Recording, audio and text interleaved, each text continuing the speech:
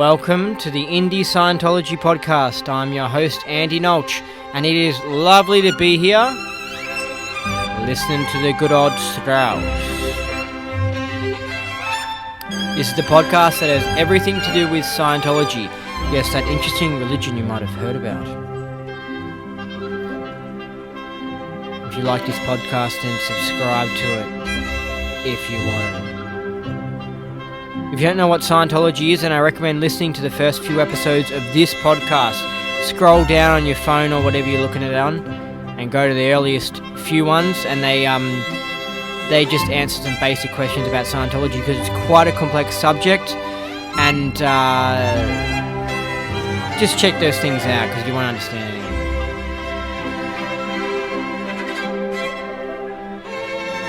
Oh! How did you like last show with Scott Gordon? It was part 2 with Scott Gordon. It was good, wasn't it? You liked it. I think you liked it. I liked it. This one I like even more.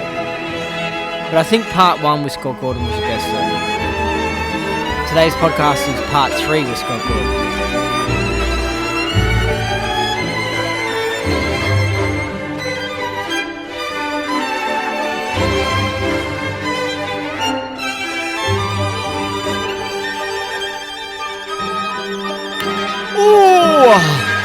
Now it's time to go down that rabbit hole into the world of Scientology. Up is down, down is up, left is right, right is left. What you thought wasn't possible is possible. Welcome to the Indie Scientology podcast. I'm your host, Andy Nolch, and today's show is with Scott Gordon, part 3, the last of my interviews with Scott Gordon. Now there's something on my mind, and it's a little bit about Scientology as a whole subject. So it seemed to be pretty happening in the 70s, and even into the 80s it was still pretty happening, and because the 80s was when sort of the whole independent movement started of Scientology. So, I mean, and L. Ron Hubbard was releasing his fiction books, his Mission Earths and stuff, and it was just a cool happening thing, happening time. But in the 90s, because of screwing in the church, and because the church got corrupted, and the indies didn't seem massively active or anything, Scientology started to die off in the 90s, and into the 2000s started dying off, and the church had a really, really terrible period between like 2005 and 2014, like an epically bad period, where a lot of people left the church and stuff, and by this stage as well, when Anonymous came out, which were the internet people, they didn't like Scientology, and they were fighting with the church on the internet and stuff, and so there was a lot of hate on the internet about the Church of Scientology, and in a lot of people's eyes, the Church of Scientology equals Scientology, so Scientology got a really, really bad name. And also with heaps of documentaries that are attacking Scientology in the media, just loved calling it a cult and all these sorts of things. So I would probably, personally, I think Scientology probably had its worst reputation in around 2010, which is when I got into Scientology, funnily enough. So it had years and years of, since it had been corrupted since the 80s, of just badness and things not going good. But there is light at the end of the tunnel, and the reason I'm talking about this is because there's a football team in Australia called the Richmond football team, and they were booming in the 70s, kind of like Scientology, and they're a big Melbourne football team, dedicated, got a lot of supporters, and they were pretty successful. But they just went terrible. They started going bad in the 80s, and they had just been terrible since. And they barely played in any final series, and they would suddenly come good, and they'll go straight away back to being crap again, and they had years of finishing on the bottom of the ladder. And around about 2010, funnily enough, when I said the Church of Scientology probably had its worst reputation around about 2010, like ever, because 2010 was just when that anonymous thing was happening. It was actually protests on the street by anonymous, like people wearing masks, protesting the church, saying, "Oh, it's a cult" and stuff. I really do think you could say that was when Scientology had just the worst reputation ever in its history.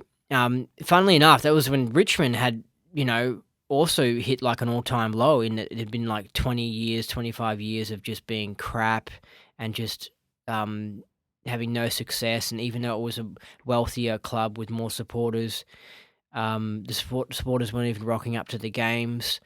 And I remember one time the coach was walking to the field and like an audience member spat on him. And because I'm a Richmond supporter, so I sort of know and I could follow it. And it was just like Richmond's just known as this loser club, basically, just the worst ever. But a new president took over the club, and actually, what it was, funnily enough, it wasn't because the coach wasn't good enough, or the players weren't good enough, or they didn't have enough money over that 25-year period where they just were going utterly crap. It was because they had bad management, and but a new guy came in to be the president, and suddenly, all of a sudden, good Satan's there, and all of a sudden, some positive things start happening. Like Richmond actually start winning some games, and they also start to be exciting to watch. Like they're an interesting team to watch, and this whole new generation of players started to come into the club and everything. And a player won a Brownlow medal, which was amazing because in this 25-year period where they were crap, like they never won won MVP awards or anything like that, like any special awards, like no Richmond player had won, and it was just such a crappy team. So a player won a Brownlow and a player won twice, like the most goals kicked in a season award. And just suddenly they started playing finals for the first time, and they didn't win didn't win the grand final or anything, like they didn't win the premiership. But all of a sudden they started becoming like a normal club, you know what I mean? Where occasionally a player would win a medal and occasionally they would make finals and stuff, and they were exciting to watch, and they actually became better than just a normal club. And so the whole and also the membership hit record highs, and and to games they were getting huge crowds and stuff to games. So they'd basically turned something around that was just at the lowest it can be, the crappiest it could be, and it was just so bad, and they basically got to a point where they just trying to think. It's like you reach this point where you just like you almost give up. Like you no longer have that pressure, like, oh, I've got to win or whatever, because you've just been doing that for so many years and you've been failing. And then you're suddenly just like, I guess, I'm just going to play football. And I just imagine the attitude of the club. It's just, we're just going to try and win some games and like try and improve and no longer, keep on firing players or firing coaches and be like, you got to win, blah, blah, blah. Just be like, we're so bad now.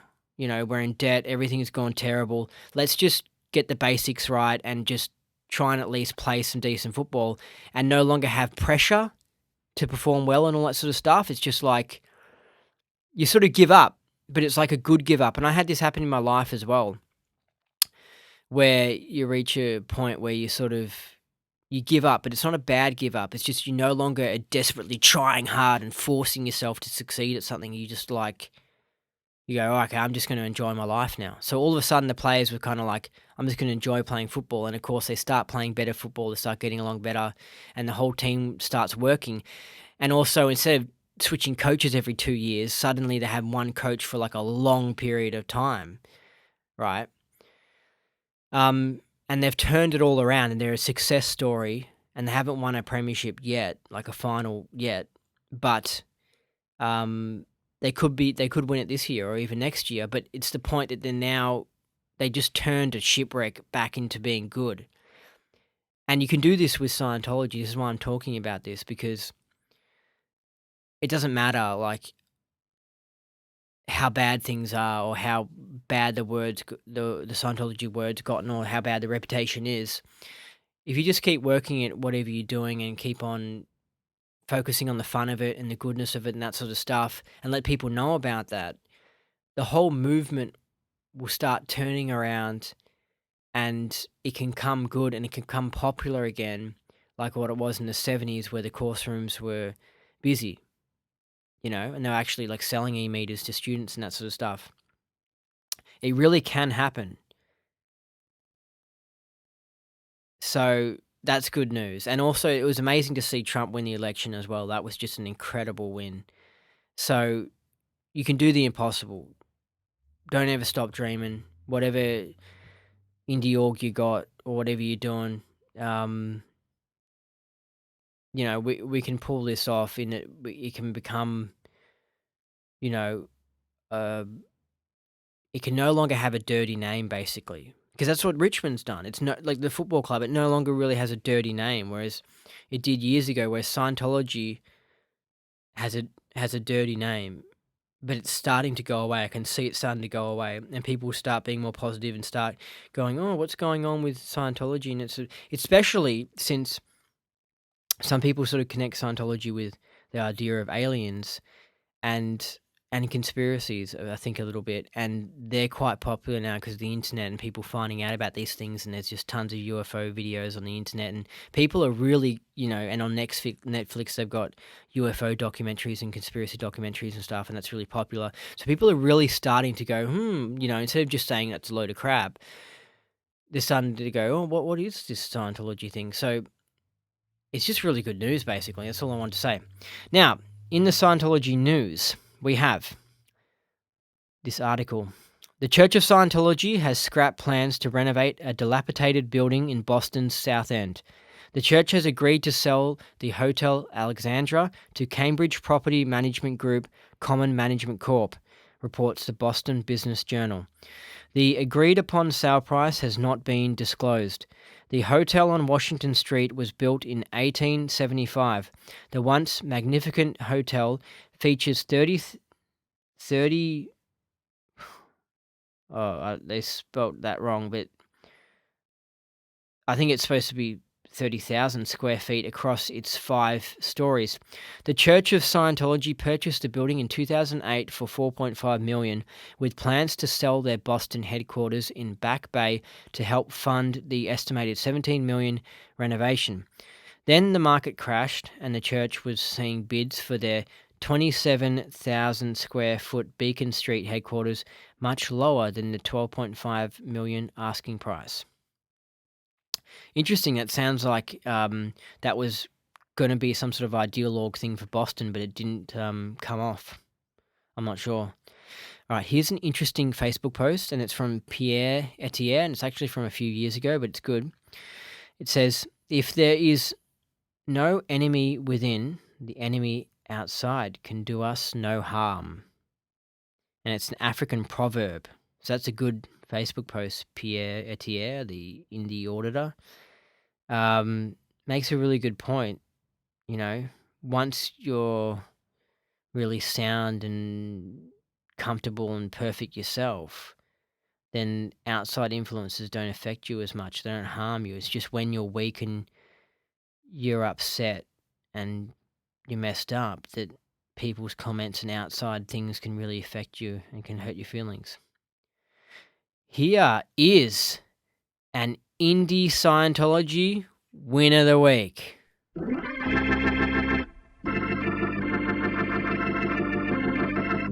It's about OT levels, OT review complete. How can I possibly put into words how incredible and free I feel right now? I just completed a very thorough OT cleanup and review with an incredibly wonderful high ARC standard auditor, Pat Krennick. This is by far the best auditing I've ever experienced, bar none. I feel so honoured to receive such standard application of LRH Tech. He would be very proud of Pat. I thank her from the bottom of my heart and soul for the results she's gotten. I thought I'd never feel OT again, and I had settled for just living with all of the case for stimulation I had accumulated. Well, I mean, I'm not sure who had that win, but it's a good win. Yeah. And if you'd like to try Scientology, just search independent Scientology on the internet or free zone Scientology and maybe the area you're from, and you can just click around and try and find a group that's nearest to you. Okay. Scientology joke time. All right, hope this one's okay. All right. Hope this is a good one. All right, ready?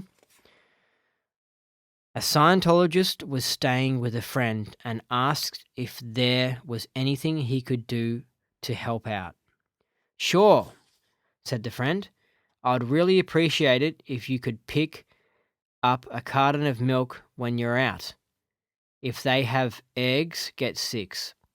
A couple of hours later, the Scientologist returned with 6 cartons of milk. Why did you buy 6 cartons of milk? Asked the friend. They had eggs, replied the Scientologist.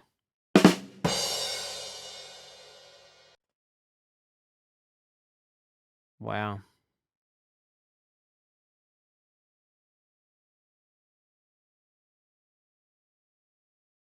I mean, I don't even know if I get that. I'm not going to read it again. It's just not funny. It's absolutely terrible. But we continue. I digress. I don't even think that's the right word, digress. Anyway, let's look up digress. Hold on, quick. I don't know why I said I digress. Yeah, I thought it meant that. It means you leave the topic of speech that you're talking about. I don't know if I used that word correctly, but it just came out of my head. That joke was just terrible. It was just too much to handle. All right. It's now time for the guest interview for today, and it's with Scott Gordon. It's part 3. It's the last of my interviews with Scott Gordon, and it's the longest. I think it's about 2 hours and 52 minutes. It's epic. It's got a lot of good data in it. We cover a lot of stuff because I wanted to get everything done in this part 3. I didn't want to go into a part 4. So we discuss for the first hour heavily the whole anti-Scientology community and like present time stuff that's going on with the Scientology haters and stuff. And I think it's quite interesting. So Scott drops some bombs. So let's have a listen to this part 3 interview with Scott Gordon. All right, it's now time for part 3 of my interview with Scott Gordon, the former DSA, Director of Special Affairs, and the Indie Auditor. Are you there, Scott? Yes, I am. Hello. Hello. All right. I want to talk to you a bit about the whole anti-Scientology community and what's going on in it, because I think you've got some interesting information about that, and not everyone knows about this topic because it's a whole other topic to the actual Scientology tech, isn't it? Yeah, it is. Not a whole lot of indies have remained in contact or in touch with much of the anti-Scientology community movement, and I have to say I did for a while because I was a little bit in doubt where I was going to go with Scientology after all the chaos of getting expelled from the church, losing my wife and stepkids, and actually having to start a new life back in the USA after having all my stuff down in Costa Rica. So it's been I'm not in, close contact with much of the anti-Scientology community anymore, but I have tried my best to participate as long as I saw that it wasn't radically, offbeat. And by that I mean, attacking things that shouldn't be attacked. For a long time, the field was kind of more or less in unity about David Miscavige. And, even though Marty was a practicing Scientologist, he sort of had the charisma that unified a lot of the Anonymous and other anti-Scientologists. And we actually were in very good communication for a while. And a lot of people either weren't there or really don't remember those days anymore because of the current chaos that's being put into the field by certain characters. Yeah, I'm wondering, like, for example, I'm pretty certain vaccines are no good. So what I do is I just tell people, and that's sort of my way of bringing change in that area, right? Tell people about the side effects. So with the anti-Scientology community people, what are they actually doing to change Scientology and change the church? Like, what, and how are they going about it? Or are they just complaining about things on the internet? Well, it's a very difficult question to answer because, of course, there's a broad spectrum of people. Some are ex-Scientologists and just don't want any more to do with it. Some are anti-Scientologist and are angry at the church, and they were in it, either in the Sea Org or as public. They feel ripped off or they're disconnected from, and so there's a lot of good reason for them to be upset. Then there's also some people kind of around the fringe who approach that have never been in Scientology, but either like a good fight or, some of them I think have good intentions, are trying to understand Scientology and why people are suffering and are sympathetic. But there's a really broad spectrum of people. So it's, in order to answer that question, I'd have to sort of narrow it to a target group. Well, what are they? Have you seen an instance where they actually protest a certain thing and then it actually creates change in the church and successfully fixes it? Well, that's a good question. The other thing I would say is that it's very important to separate the time periods, because now is very different from a few years ago. Several years ago, I think it was 2008, that Anonymous started protests. I was still on post as a DSA down in Costa Rica, and there was none of that down there, so I didn't have to deal with it. But I did see some of the news, both from the church and from some friends up in the United States. And so probably the momentum really picked up around 2008, around the Anonymous protests. And then Marty came out with his website publicly for the first time in 2009. And then things at first were a little frictional, but people started communicating, and there were a lot of alliances built and a lot of tolerance for indie Scientology apparent. And a lot of people were, more or less coming together. But to answer your question, at that time, the protests and the coming out with the stories that were just coming out all over around 2009, 2010 on Steve Hall's Scientology cult site and Marty's site. It was, and the St. Petersburg Times, I think I have that right. No, I'm sorry, Tampa Bay Times, articles and interviews on video with Marty and several other defectors from the church.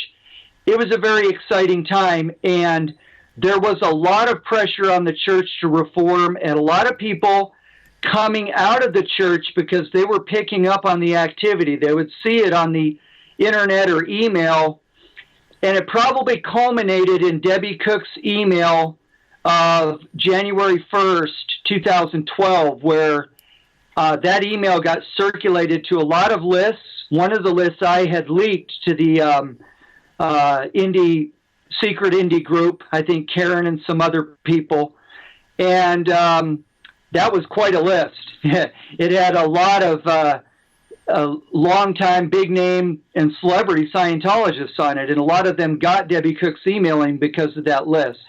So I can't say that the church ever changed or reformed as a result of any of that. However, on anything, but they sort of retreated behind the walls. They started inspecting staff members' phones. So they really tightened security. How would they inspect staff members' phones, by the way? Just how would they do that? In Dallas, they would actually call a staff member in and ask them to hand over their cell phone. So into ethics. So the staff member would hand over the cell phone, and the HCO terminal would go through the cell phone looking for anybody who was on their list, and maybe websites if the phone was web capable, and they just kind of did phone inspections that I heard of at Dallas, because I had someone who was reporting what was going on staff at that time. That was around 2011, 2012. So what were they worried about? People recording, regging interviews on their phone or something? No, not that. They didn't want people with communication lines to quote-unquote SPs or suppressive persons, people who were declared. They didn't want people especially going to Marty's site. I actually got declared because they discovered I was posting on Marty's site.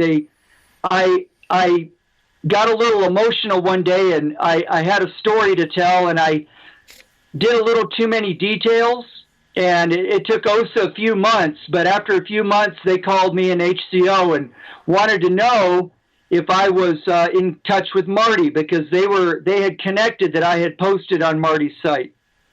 Yeah. They're very, very clever, are they? Yeah.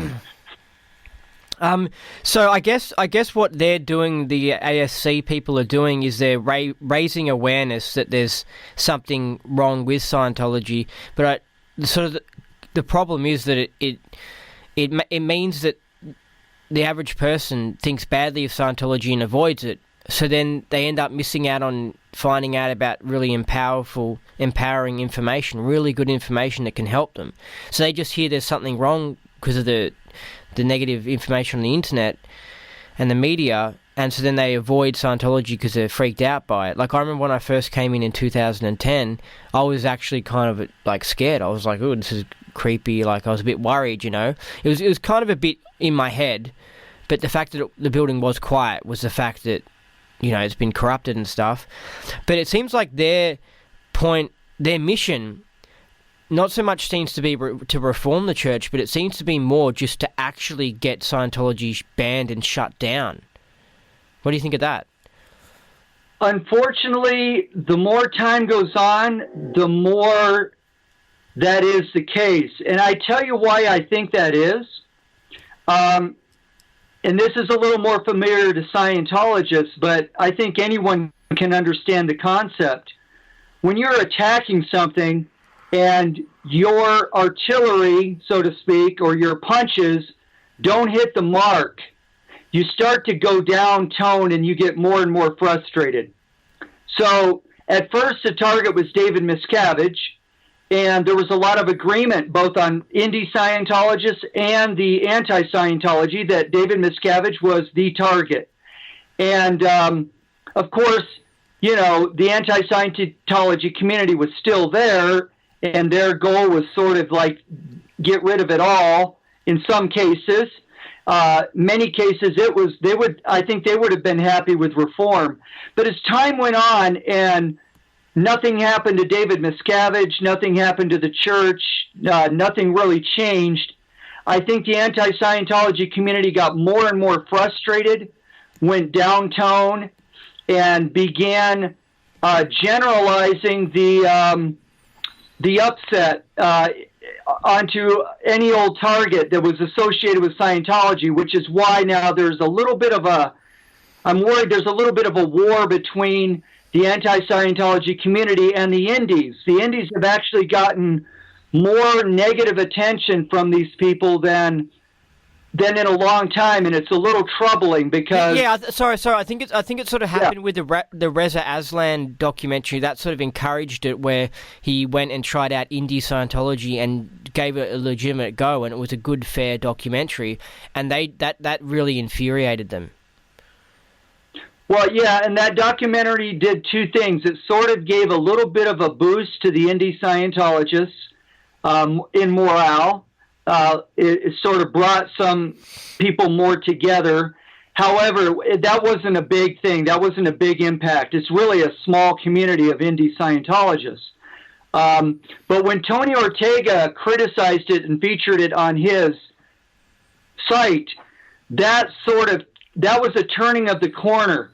And I credit or blame is a better word, Tony Ortega with actually turning the anti-Scientology community against the independent Scientologists by the tone and the nature of his article, and it really was over the top.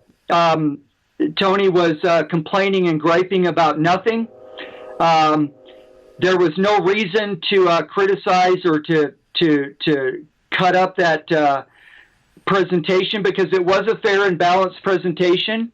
But he ridiculed it, he attacked it, and especially the people that congregate on the bunker in the comments section went crazy with it. And this is all in conjunction with speculation on Marty, and so it just fueled that whole thing that I was saying earlier. They've taken their eyes off the mountain, so to speak. They're no longer think that they can do anything about Miscavige, or so they're doing two things. They're going after church tax exemption, which, as Marty has pointed out, is a ridiculous target. It will probably never happen. Yeah, I agree.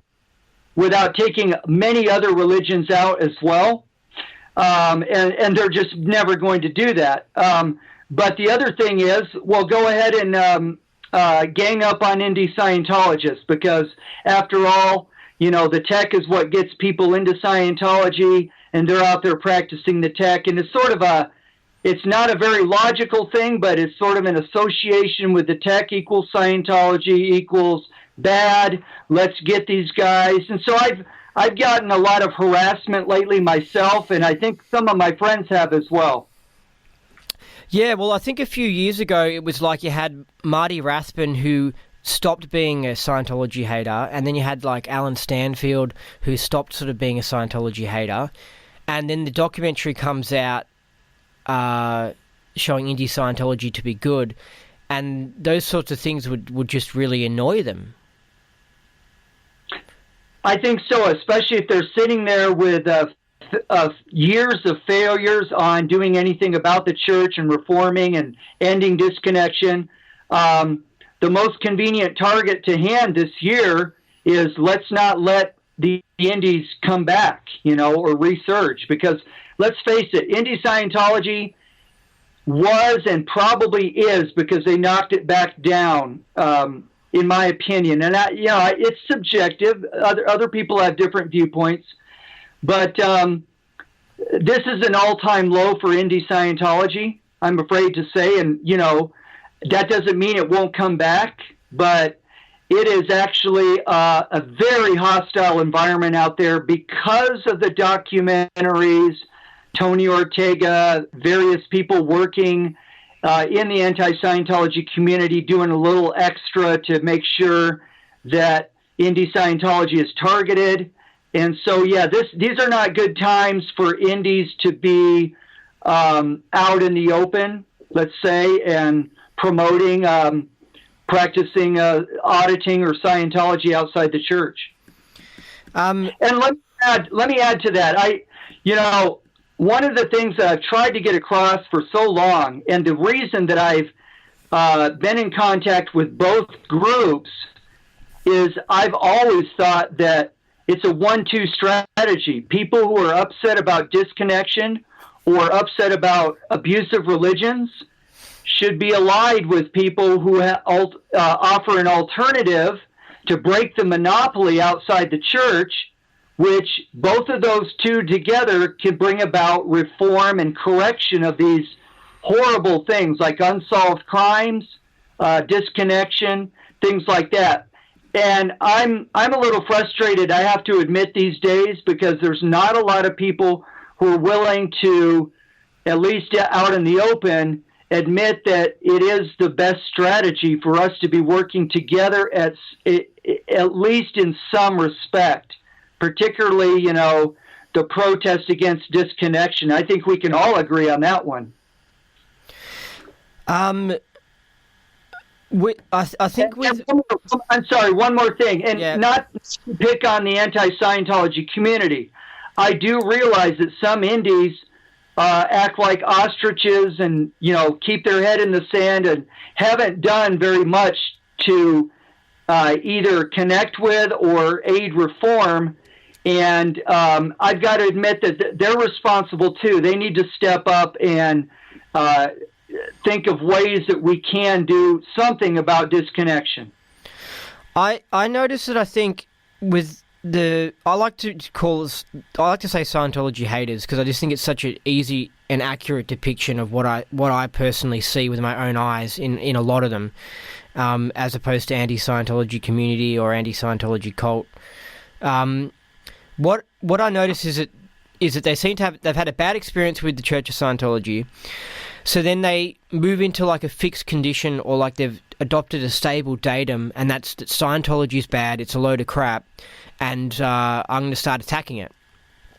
So from their point of view, when they hear that something called an independent Scientologist exists, it must really piss them off, because they're like, hold on, this person's saying that the church is bad, but they still like Scientology. Oh, cognitive dissonance, or whatever the word is, cognitive dissonance. Oh, my stable datum shaked. It must really confuse them and be like, what the hell? And I know that when I was friends with Chris Shelton on Facebook for a bit, he defriended me and sent me a message saying, your posts just infuriate me like no tomorrow. And some of my posts had nothing to do with Scientology, but just because in my post I'm shattering his stable datums and stuff, because I'm saying things like, hey, mainstream science is like bought out by corporations and it's corrupted, so you can't trust their scientific tests, and so he's got a stable datum that everything has to be scientific and has to be approved by a scientific body at a university, and I'm just saying, hey, they can be corrupted, wake up. But it's like, I think that, I think if anything they might even hate the indies more than the church, because the indies are really shattering their mind and confusing their surfax, Yeah, and I really don't, there's so many different reasons for that, but I think you've captured the core reason is basically the stable datum is the church has to go. I hate it. I had a bad experience. I'm disconnected from a family member, and hey, I get it. I understand. I am too, and it's very frustrating. But it takes let me say this, it takes a very mature, I'm not even going to say unaberrated. Let's get out of the Scientology lingo for a minute and just say it takes a very mature and intelligent person to differentiate between the technology and the philosophy and toxic policies, authoritarian organization. And I know it's not easy to do. It takes a lot of mental effort to keep these things separated. And when you're upset, sometimes those efforts relax and everything collapses into one, it's all bad. That's the way the mind works. Yep. And, you don't have to be a Scientologist to see that, let me point out. There's one of the types of misunderstood words, and it's a rejected definition, and it's the person hears the definition of a word, right, and they can't have it. So let's say exteriorization, for example, where you leave your body as a spirit. They hear that and they just can't have it. They have whatever. But basically, it's because the person is aberrated. The person's a bit of a nutter, right? And this is what I'm just saying this for people who are new to Scientology, is you have to understand that in the planet, and we've all probably got our own little things that we're a little bit nutty about, but we share the planet with people who are actually nutters. And you can go up to someone, you can say, hey, here's the information, look at this, and the person will reject it and not have it and go, no, it doesn't exist. And this is why you get like psychs who are like, no, there's no such thing as a spiritual being. No, that's not true. Past life thing, that's not true. And they can't actually sit down and be objective and look at the information on past lives because they're rejecting that idea. They cannot have it. Whereas I can sit there and I can go, oh, okay, that sounds wacky, but I'll look in that and I'll sit down and I'll look into it and I go, hey, I think there might be past lives. Whereas they actually cannot do that. They have a standoff to it and they freak out from it. And I remember I had a friend who years ago, he's become more keyed out now, but when he was keyed in, I remember talking to him about spirituality, and I noticed he was doing this thing where he was doing the rejected definition. He just wasn't having it. He just had this violent. He just did not like the idea of spirituality, like a lot of these people who I feel are Scientology haters, and I said, no, look, listen to this information. Actually, I tried to direct him. I go, no, seriously, like I was sort of saying, like, wake up, no, seriously, like there's information here suggesting that we are spiritual beings. And then he ended up saying, I don't want it to be true. And like he ended up just openly admitting it.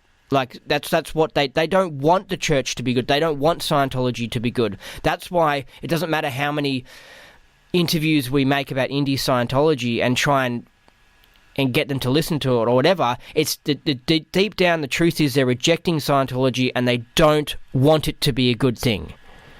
Because they're nutters, basically. They've got something wrong with their mind. Well, yeah, and that's a very common phenomena. I mean, not just among nutters. Among nutters, it's more pronounced, but among anyone who's temporarily or with disconnection, it's permanent until you get your, family member back. There is an upset, and upsets tend to drive you into that zone where you generalize against the thing that you're angry at. And so, yes, you will reject anything good about it, and that's what's going on. That's correct. Yeah, and you mentioned that that the ASC is doing some stuff to indies. What sort of stuff would you mean? Because, I mean, I know it's obviously like attacking comments on YouTube or whatever, but like what else besides that? I've observed comments coming up more and more on Facebook about, oh, did you know so-and-so is a practicing Scientologist? Even it started with Karen. Some people, one segment of the anti-Scientology community or ex-Scientologists got upset with Karen because she either didn't let them in her groups or whatever. So they're out there with their own groups, and they're upset with Karen because she's a practicing indie. She's a Class 12, and she's CSing for other Class 12 auditors on the L's. And they sort of go after her because they're upset with her.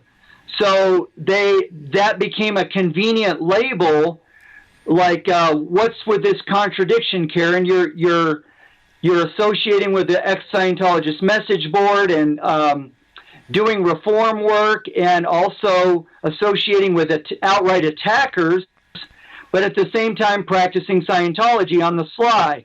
So she became a convenient target, and recently, that was a couple of years ago. Recently, it's come to the point where I actually got kicked out of some groups on Facebook, not for any other reason than I was a independent Scientologist, and somebody had pointed it out. And what's he doing in this group? The group is called Scientology Death and Disconnection. Well, what am I doing in this group? Number one, I care about disconnection. I'm a victim of it.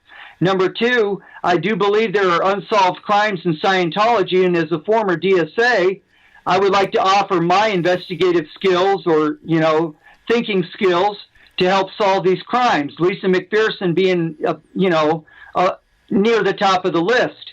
So, this was just, I had not, been commenting or posting or anything, and all of a sudden it comes up, well, we need to get rid of these independent Scientologists.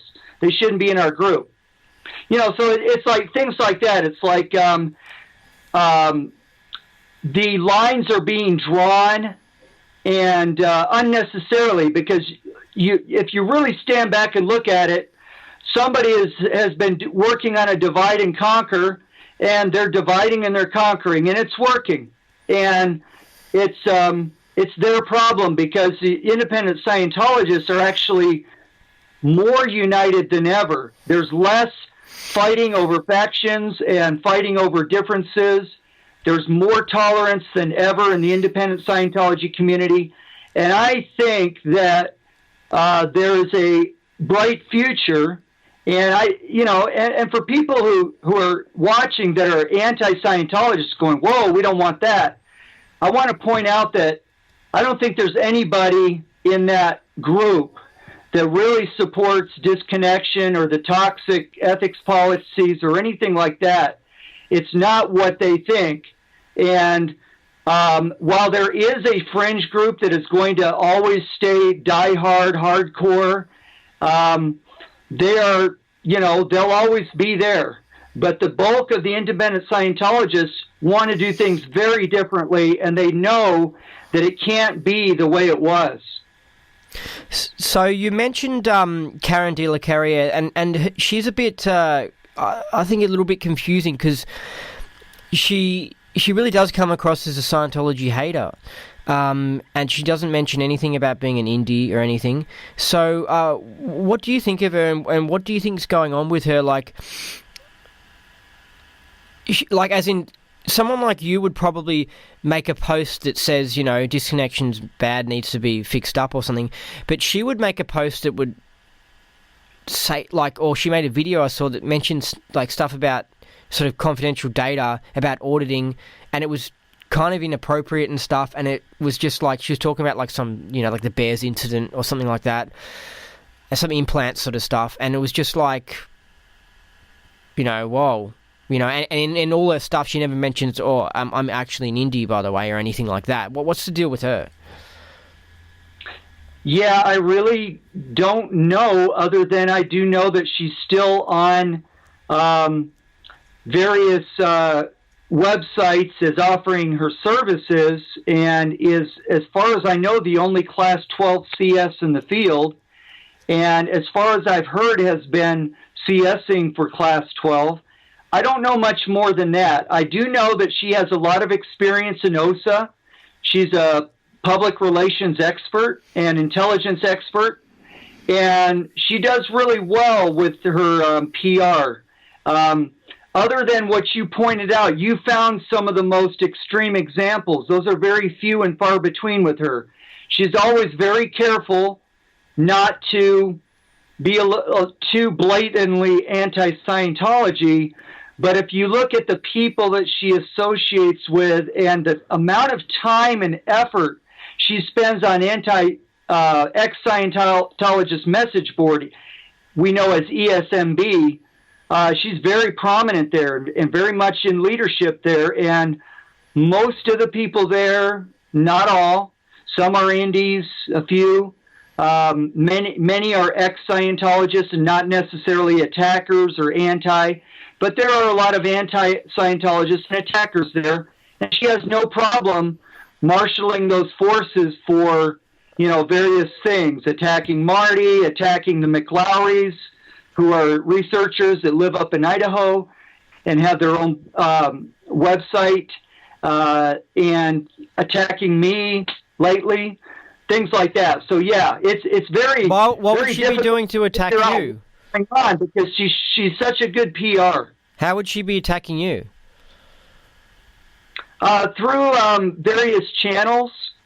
She sent Mark Plummer after me on several Facebook groups. I even had him on one of my group, and finally I had to dismiss him because he was blatantly attacking whistleblowers, and that was my policy. If you attack whistleblowers, you're out, whether you're a KSW fanatic or an anti-Scientologist. Several sites, he just couldn't stop attacking. It was just nonstop, day after day for a while. I haven't heard much from him lately, but he actually went after one of my clients and tried to cost me a client that I was about to go and visit. And that's not good at all. That is using reverse OSA tactics, which basically means cost him his job. That's the bottom line. Yeah. Reverse OSA tactics. So what does that sort of mean? Well, if you see OSA if you see OSA in the light that it was designed, these policies were designed to protect man's, future freedom. You can see it in many different ways. Okay, I get what you mean. These policies were obviously very abused and used to attack people who are and fair game people. So I'm not saying they're good, But I mean that they're not being used to protect Scientology. They're being used to protect anti-Scientology. Do you see the difference? Yeah, yeah. Yeah. So with Karen de la Carriere, it's like, okay, she doesn't like the church, okay, and then but she wants to be an indie, so she doesn't want to offend the indies, and she doesn't want to offend the Scientology haters. So I understand how she's playing this delicate, like walking in a tightrope sort of situation, but I think overall, if you just look at her effect, it's just spreading the idea out there for everyone to hear that Scientology equals bad, which is what the Scientology haters spread heaps. That's what it comes across as. Even if she's clever and she never mentions, I don't know, even if she goes a bit like that, that's what she connects. Like, I listened to, while I was still a church member, I listened to an interview that she did, and all it really was, I mean, she was talking about the Sea Org and the brutality of it and stuff, but at the end of the day, all I got back then, all I thought was, this is just an SP complaining about the Church of Scientology and saying outrageous things. That was the impression I got. She didn't say, hey, Scientology and the Church of Scientology are two different subjects. She didn't say, hey, you can do Scientology outside of the church. She didn't say these really important bits of information which people need to know. It was just basically an interview that was like, Scientology equals bad. And that's why I kind of was surprised when I found out she was an Indian. And I don't know, I don't think she's going about it in the best way. That's all I'm trying to say. Well, let me say something to that, and in her defense. The last time I really heard her talking good about Scientology and LRH was 2011, 2012. And then something tragic happened in her life. Her son, who was old, not young, but he was I think in his late 20s maybe, was out of the Sea Org, still connected to Scientology loosely. He was staying with some Scientology friends, but he also had a drug addiction problem, so he was having his ups and downs. And he died in the house of a Scientologist, and they took him to a funeral home, did not tell Karen about it, and Karen heard about this through Facebook, and she was shocked. No one had notified her that her son had died. So she really made a radical turn against the church, understandably. I would have too. And that gave her a huge motivation to really pour on the coals against David Miscavige and the church. And she publicized what she had been through, how she was not allowed to even see the body. And it was just crazy and horrible that they would do that to a mother. So in her defense, there's that incident there. And after that, there's very little or nothing good about Scientology said in any public way. Yeah, it's kind of good to hear of a Scientology hater who actually has a good reason to be a Scientology hater, because some of them haven't had a really horrific thing happen and just like to jump in on the hating, a lot of the atheist sort of ones and trolly sort of ones. I was wondering, right, do you think, I'm trying to understand how OSA operate, right? And I'm wondering, are OSA actually attacking someone like Chris Shelton, or are they just ignoring him? Someone like Chris Shelton is likely on OSA's radar, so he's probably got a private investigator assigned to him. Maybe not full-time. He can probably tell you that, because we're all really good at picking up on when we're being watched. I have never had surveillance on me. I've been lucky. But I wouldn't be surprised at all if Chris Shelton has some sort of surveillance going, maybe not on a full-time basis, but they're wanting to know where he is, what he's doing, what they can find out about what he's doing next. I know that Chris sometimes makes visits out to Karen in California, and I know they watch Karen full-time. So, yeah, he's on their radar for sure. You know, there are certain figures that are reaching a lot of people, for sure, Tony Ortega, all of the top leadership, still Marty, no matter what people think, they're still trying to get information on Marty as much as they can. Even though I think there's maybe a restraining order, they're not allowed to go near him with even private eyes. I'm not sure. I don't know the details of that. But I do know that they're trying in the best way that they can to keep the data line going, meaning finding out what's going on with people like Karen, people like Marty, people like Chris Shelton. And, I think he is on their radar, I would think. From what I've seen of his videos and stuff, I haven't heard him mention that he's been getting any attacks or anything, you know what I mean? I haven't heard him say, my internet got hacked or anything. I've heard Karen and Jeffrey Augustine mention something like that, but not Chris. Yeah, and maybe he's not quite as high priority a target as Karen, so... Yeah, and maybe he is getting attacked, but he just doesn't mention it. A lot of the attacks are light or minor and hard to pick up on. I mean, when they're gaslighting you, they want to make you wonder. That's the most effective gaslighting. It's a light attack. You don't know whether it was just a kink in the internet that night or whether they crashed your call because they didn't want you talking. So it's very hard when you're a targeted individual to sort out what is what, because obviously it's hidden from you. You can't see what they're doing. Yeah. I forgot what I was going to say. It was something good. Damn. That's gone. That's really annoying. I had something interesting to say. Wish I could we were talking about Chris Shelton being a possible target. Yeah. I can't remember, but it was something about that. Anyway, speaking of people who could have been possible targets, right? Where's Alan Stanfield gone?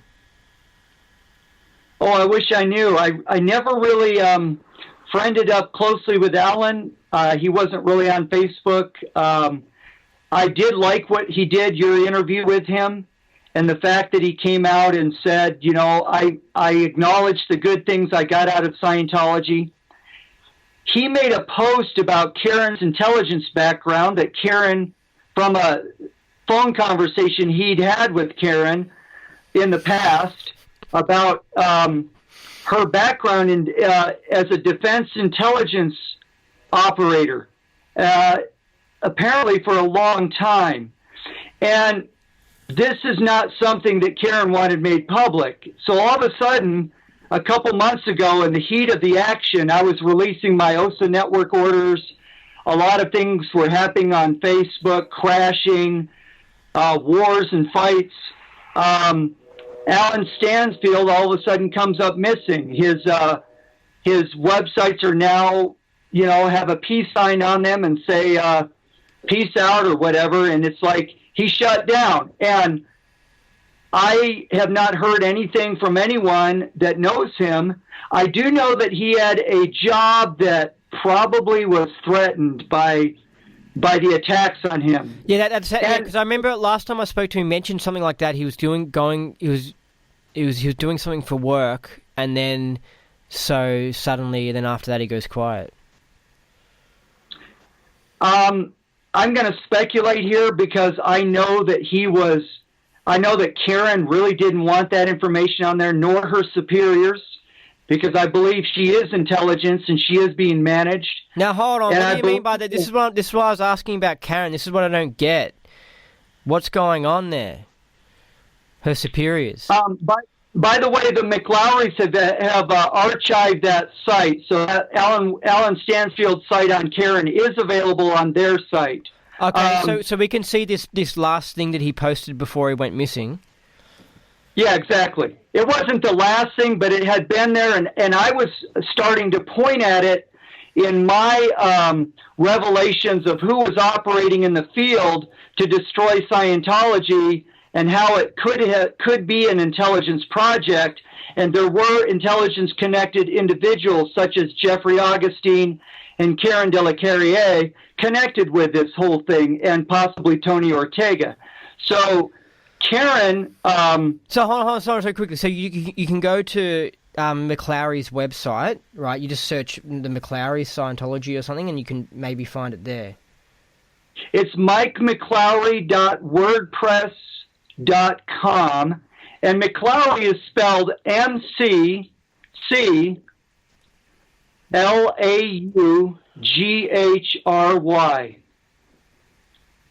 All right.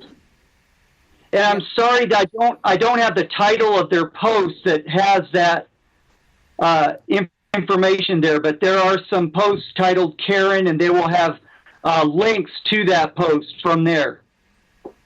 Okay, sorry. So, I mean, there's so much to talk about. Sorry. Why would they have an archived copy of his website? Like, if he just shut it down, how would they have gotten that?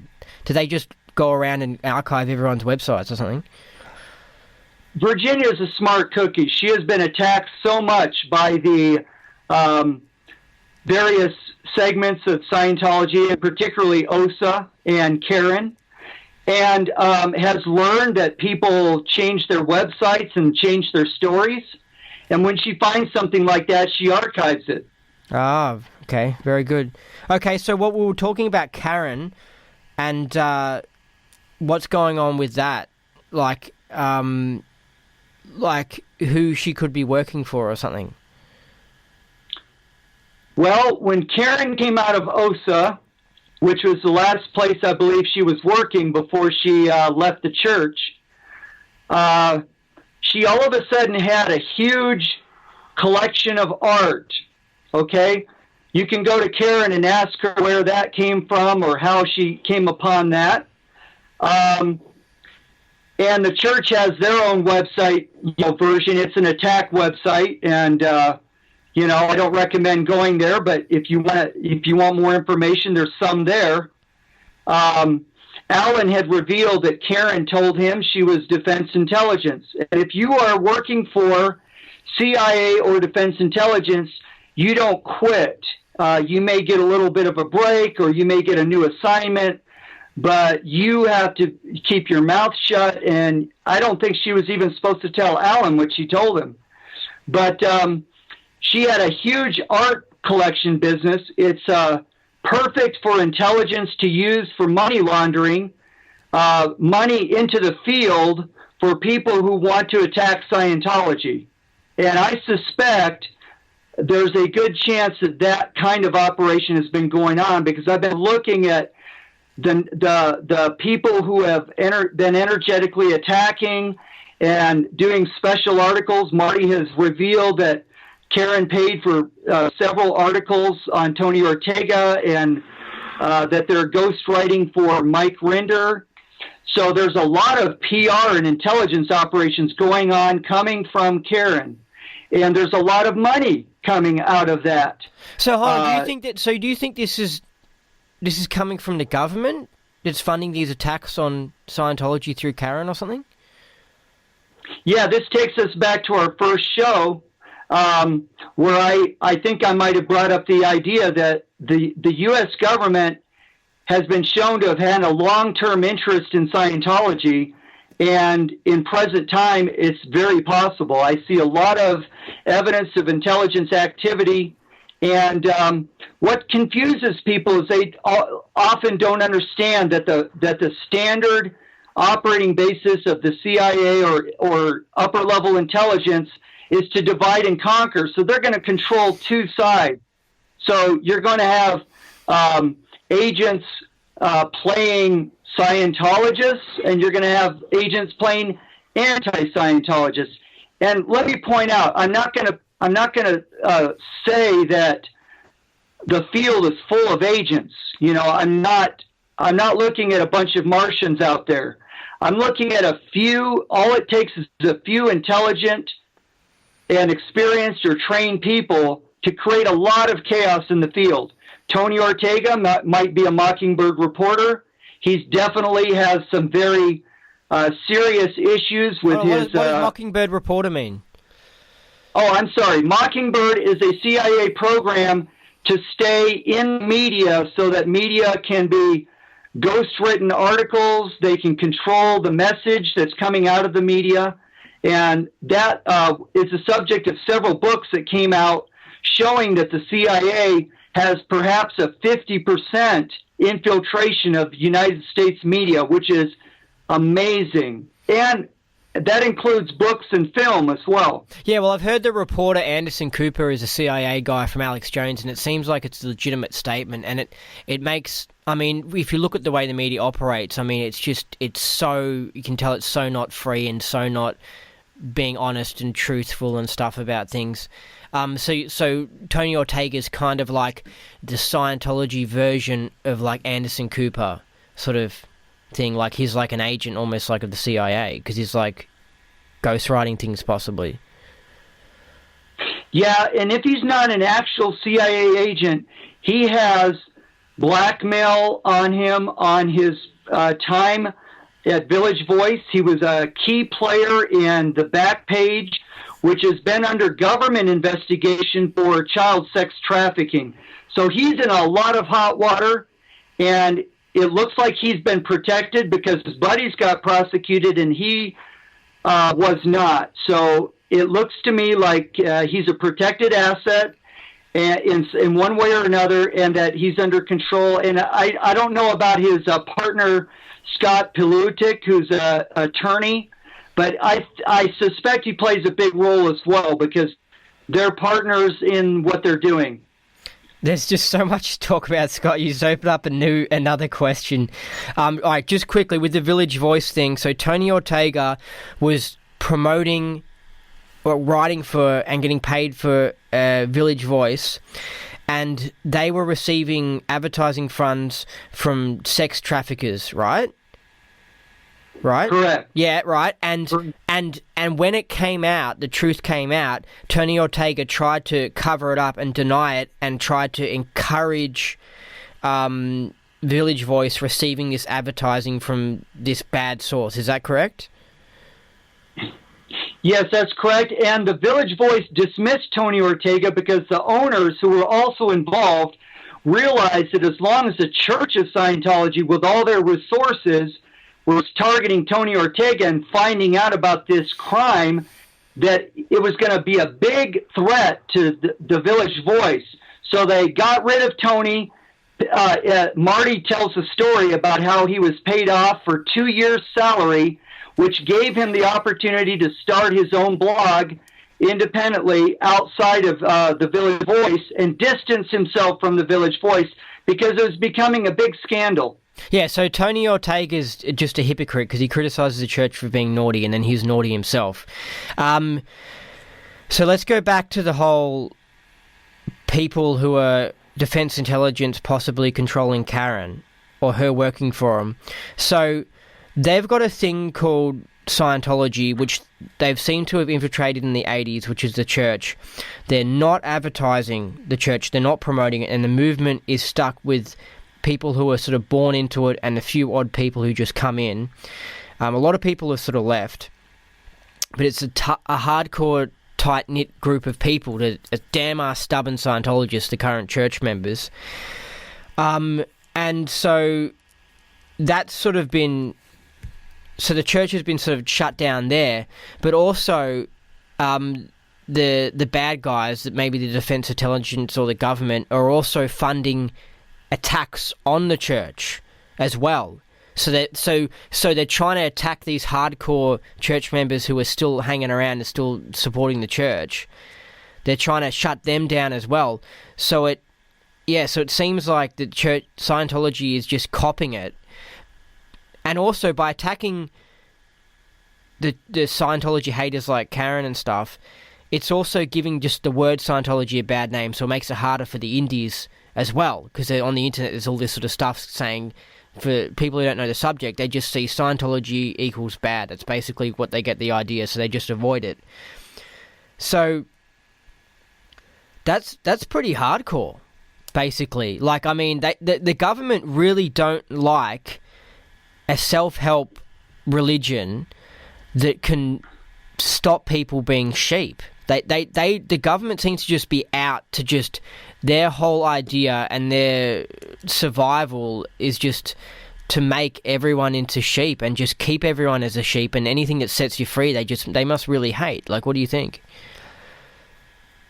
I think that's one of the primary considerations. I won't, like the church or like LRH when he spoke about this kind of thing, say that it's all because the elite don't want us to get better, get powers, get powerful. But that certainly is a consideration and strong part of it.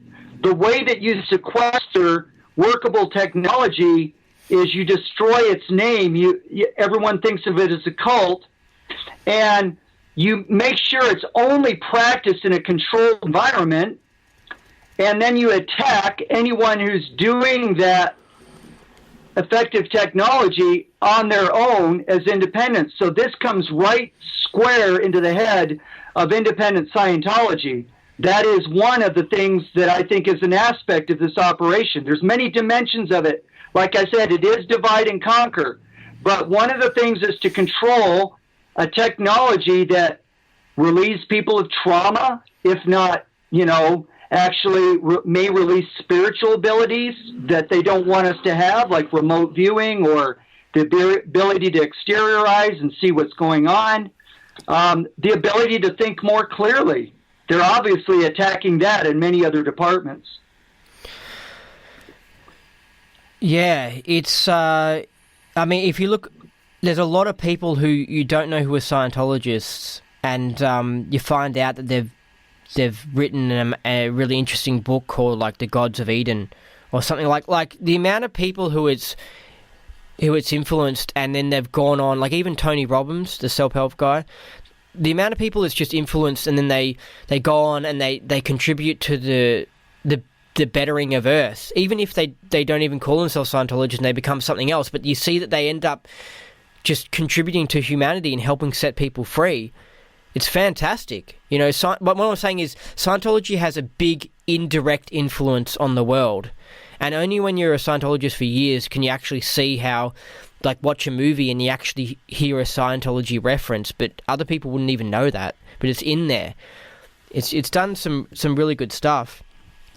Well, I like to point out that the things that tend to spread are the things that work. So, people who are anti-Scientologists or anti-tech and are worried about Scientology spreading all over the planet, what's going to spread are the good ideas, like you can close your eyes and get rid of a trauma by telling somebody about it. That's just Dianetics in a nutshell.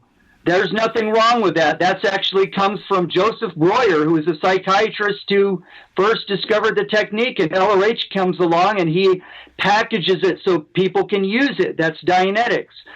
So these techniques that are spreading, such as assist or be, do, and have as a way of organizing your life, those things are not bad things. They're not going to hurt anybody. They're not going to cause people to disconnect. They're associated with Scientology. They're Scientology concepts, but they're not the sole, what's the word? You're not only going to find them in Scientology. You're right. A lot of ideas have spread. Some were never really Scientology's ideas, but they became, they were imported into the subject. But a lot of things from Scientology have spread. The communication technology would be a great thing for example, for psychologists to have. Their sessions would be a lot more effective. There's a Scientologist who or like former Scientologist or whatever, has obviously been benefited from his Scientology experience, that does Project Avalon or Project Camelot, which goes into the whole UFO thing and the whole controversy on Earth. I think his name's Bill Ryan. Do you know him? Bill Ryan, yes. Exactly. He was involved with Bronzorg, yes. What's that? He was involved with Bronzorg? Yes. Yeah. See, so here's just another example where you don't, like, he barely ever mentions anything about Scientology, but you come across someone who's doing good, who's really influencing the world, and you find out he's a psycho. And I wouldn't, and then you find out about Robert Kiyosaki, who I think did a bit of Landmark, which was Landmark was kind of a bit like Scientology, or Robert Kiyosaki actually was an independent Scientologist or a church member. I don't know, but he's definitely got some sort of Scientology influence. And he's a great guy. And he influences Trump as well. Like Robert Kiyosaki was one of the first sort of self-help books I ever read. His one with Trump that was like, you know, like we want to make you rich or something. And it was just a good book by the two of them saying, you know, this is how you manage your finances. The economy's screwed up and retarded, and like, you know, there might be a crash coming, and look after yourself and you can, you know, be successful. They're just good people. Anyway, but we'll wrap up this whole Karen thing. So, it seems like Quinton Hubbard was assassinated. It seems like the church was taken over by the bad guys. The evidence is indicating that. So there was it. I believe there was a conspiracy against the church. So it makes absolute total sense if there's someone who left the church who doesn't like the church, and then they're offered a role to help attack the Church of Scientology by Defense Intelligence or something like that. That to me makes sense.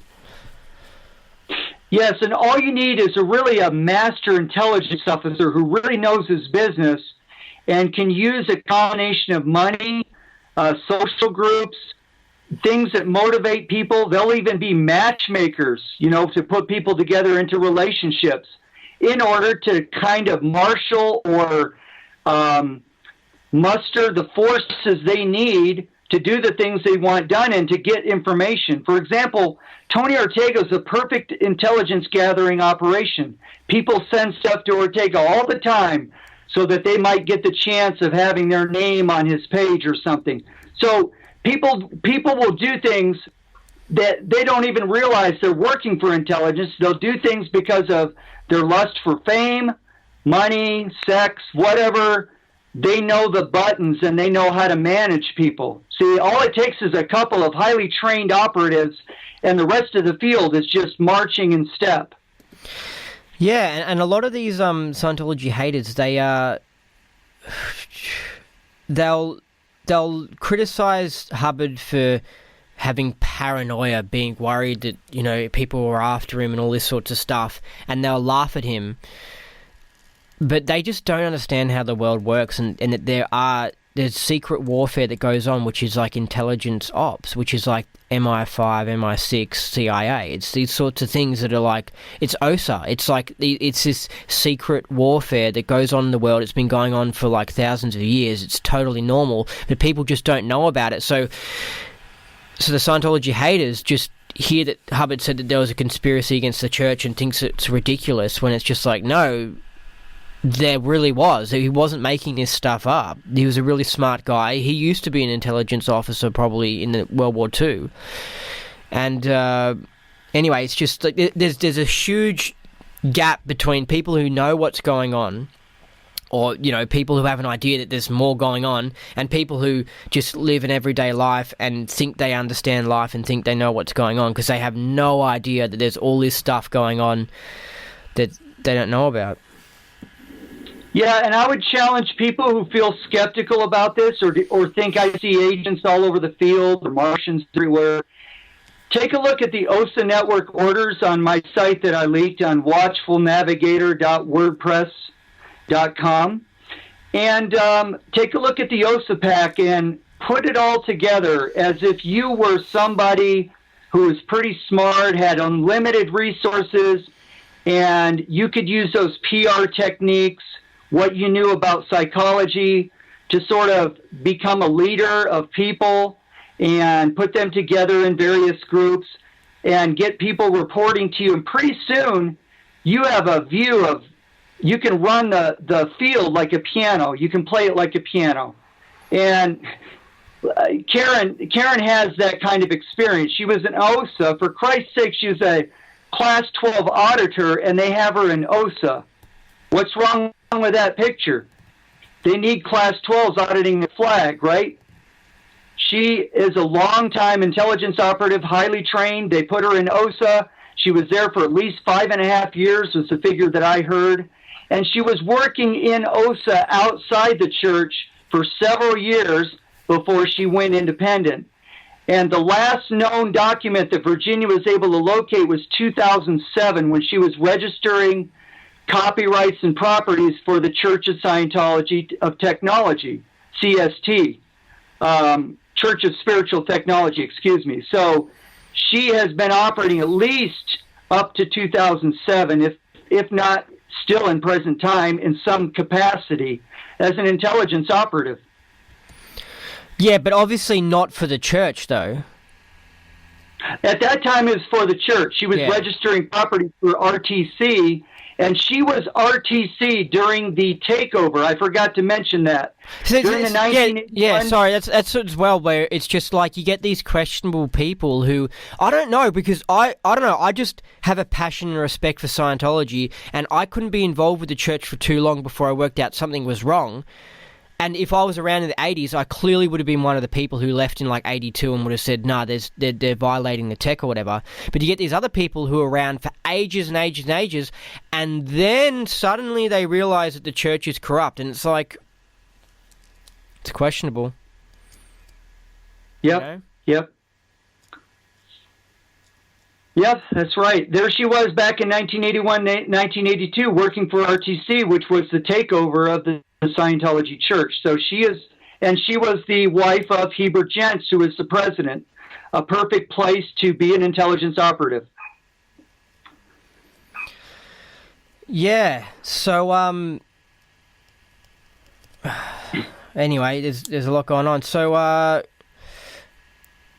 we'll just finish up the whole her as a topic. In her secret group, which is called the Outer Banks, what sort of things do you think she posts in that group? Well, I think the purpose of the Outer Banks is to be sort of a social feel-good for ex-Sea Org and long-term Sea Org members. Not a bad thing at all. I was in Outer Banks for a long time, and the reason I left was because Karen started attacking the McLowrys, and so did some others, and Jeffrey and Tony Ortega. And basically, I know Virginia. I called her up and I said, look, they're just ripping you up here for no good reason. And so I gave her some screenshots. She posted them, and apparently Outer Banks is a secret group, and there was a policy that you're going to get booted if you share anything in the group. Okay, well, there are people that have been sharing things ever since on various websites because they can't control everyone who's there. I was the one who was honest and said, yeah, that was me. So Outer Banks is not a bad thing in itself. It's a great thing to have an association for people who worked all their lives together in something like the Sea Org and have a communication channel to share their stories. And that's basically what they did. And that's kind of valuable, actually. You know, just like what Jeffrey Augustine does with his interviews, or sometimes even Chris Shelton or Tony Ortega. They interview people. You find out more and more about Scientology history, and all of us benefit because, you know, the more we know of the stories, the more we can connect these dots. What was Karen attacking the McLowrys for? I had posted a link to their site, and Karen says, don't you ever post a McLowry link in this group. They're nuts, you know, that basically the standard attack has been, they're crazy, you know. So they're kind of like me, like, oh, they're conspiratorial. It's too out there. It's too out there to think that MI5 or CIA exist and they do things secretly. Right. Exactly. It was basically, you know, the McLowrys are an interesting lightning rod for people who work in intelligence. The last thing intelligence wants is for you to be reading the McLowry site. I can tell you that. I know that firsthand because I was followed driving up through Utah and Idaho for quite a ways a few weeks ago, and I spent some time with the McLowrys, actually. It's a very nice, beautiful space on the side of a mountain, very orderly. As Scientologists, we would say theta environment, very relaxing, safe space. And I could tell you about something that happened there that wasn't so safe, but, you know, we weren't at any physical risk or threat, but they are definitely targets of the intelligence community. Well, just quickly, what happened? Just quickly say it. We went out to go down and visit go take a look at the local wildlife elk. And as soon as Virginia backed up, we heard a loud pop. And her tire went instantly flat. Now, since the doors were closed, someone had to pick the lock of the small garage door during the night. And what they did is they put 2 screws just far enough into the tire that it did not puncture the tire, but it guaranteed that when you rolled back, the tire would pop. And it was just one of those nuisance operations that was going to keep us from going out when we needed to get groceries or whatever. And it worked. We didn't get to go anywhere that night. But nothing more. There was nobody was, physically threatened or, scared. We just, they're used to that. They get those kind of things all the time. Yeah. So, do you remember specifically what the post was? There a specific post that Karen was objecting to, like that the McLarys were talking about, or just their whole website in general? It was like McLarys were forbidden, forbidden topic. The actual post was on a conspiracy theory type thing, which is why I posted that there so that people could have an alternative look. It was the Randy McDonald version of the CIA taking over the Scientology and things like that. In his story, it was a link to that. And I just included a link so that people could compare notes with the McLary research, which is a kind of a similar but different take on that same topic. So it's basically a forbidden topic around Tony or Karen. No conspiracy theory, So amongst the Scientology haters, they have the idea Scientology's bad, Hubbard's bad. That's it. It's just all bad. It's just not good. So when you got a website like the McLarys, which is suggesting that, hey, there's more going on, it got infiltrated, things went bad because of maybe CIA or government or something else, that is kind of like, that's kind of screwing up, I guess, the ASC people, isn't it? It's kind of screwing up their idea and their thingo. So they don't like the idea of someone promoting the McLarys because it's like it's putting a fork in the treadmill or their machine or whatever. It's jamming them, screwing them up. Same as the indies. It's sort of like this idea that doesn't go against their idea, and it really exposes them as being wrong. Absolutely, and you pointed that out earlier. They're angry. They're full of hate by this time because they've allowed that anger to fester, and they're incapable really of differentiating very well. And the last thing they want is a complication that shows that Hubbard was kind of under the gun and he did some things that were, that he was persecuted by different factions of the U.S. government. Because let's face it, the government is not a monolithic thing. The FBI is not the CIA. They actually have wars with each other. Yeah. So the AMA was attacking Hubbard. The FBI wanted to raid Scientology. The FDA came in and raided Scientology. So Hubbard did have enemies in the government, even though he had allies in the intelligence community. So people don't want to also, the whole thing rests on this. They want to make Hubbard look like the lone nut, where we heard lone nut before, the lone nut guy who did it all and just was a master hypnotist and got everybody into this cult. And if we can just get rid of Hubbard and get rid of Scientology, we'll all be okay. And they want that simple story, and that is the simple PR story that Tony Ortega feeds them every day. Yeah, they find someone to blame everything on that covers up. It's like what causes cancer. Like they just focus in all on like cigarettes and sun, and then they just ignore all these other things because they just put all the blame on that. With Marty Rathman, what do you think is going on with him? Like, I think he's been paid off by OSA to start exposing the Scientology haters. Do you agree with me? I have a different opinion. I don't blame you for having that opinion. It's very hard to explain what Marty is doing, and I am not in contact with Marty. Marty doesn't tell me what he's doing. He doesn't tell anybody what he's doing. That's part of his mystique, and that's part of his operating. He's a highly trained intelligence officer and legal expert himself. And by legal expert, I don't mean like he practices law, but he knows more about law in relation to Scientology than most lawyers. Okay, so Marty is telling his story, finally. He's not giving his friends a lot of respect in the sense of, he's not being careful about not stepping on toes. He's telling it like he sees it, and it's upsetting a lot of people, and it's giving Tony a lot of ammunition, because Marty is a big target from intelligence as well, and I'll tell you why. It's because Marty is not someone they can control.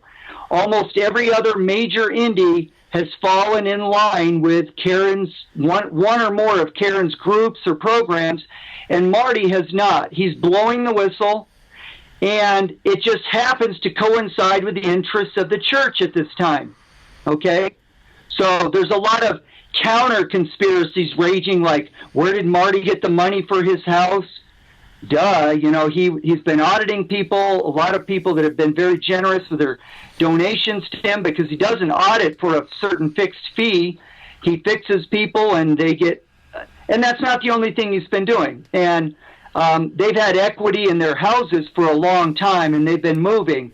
So it's no surprise that they had $100,000 to put in on their house. So a lot of these conspiracy theories are just awkward efforts to keep the anti-Scientology group from taking seriously anything Marty's saying, because Marty is exposing crimes, names of people, how Mike Rinder interacts behind the scenes with Karen and Tony, things like that, and how the whole Leah Remini show is managed. It's not every single thing stage managed. Aaron Smith Levine had a good point.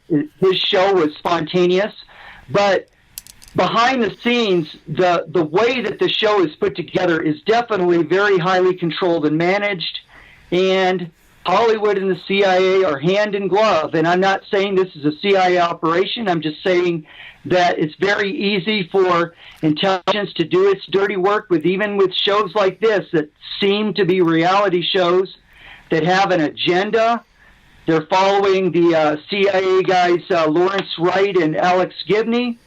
In my opinion, I'm not saying that they are, but it's very rare for somebody who does bios on top people and does a big investigation on the Catholic Church, and then a big investigation on Scientology, which is has big government interests, not to have CIA connections. So they have set the tone, and Marty has pointed that out. And finally, we're learning that the whole ASC, or anti-Scientology cult agenda, has been kind of anchored in Lawrence Wright's book and Alex Gibney's movie.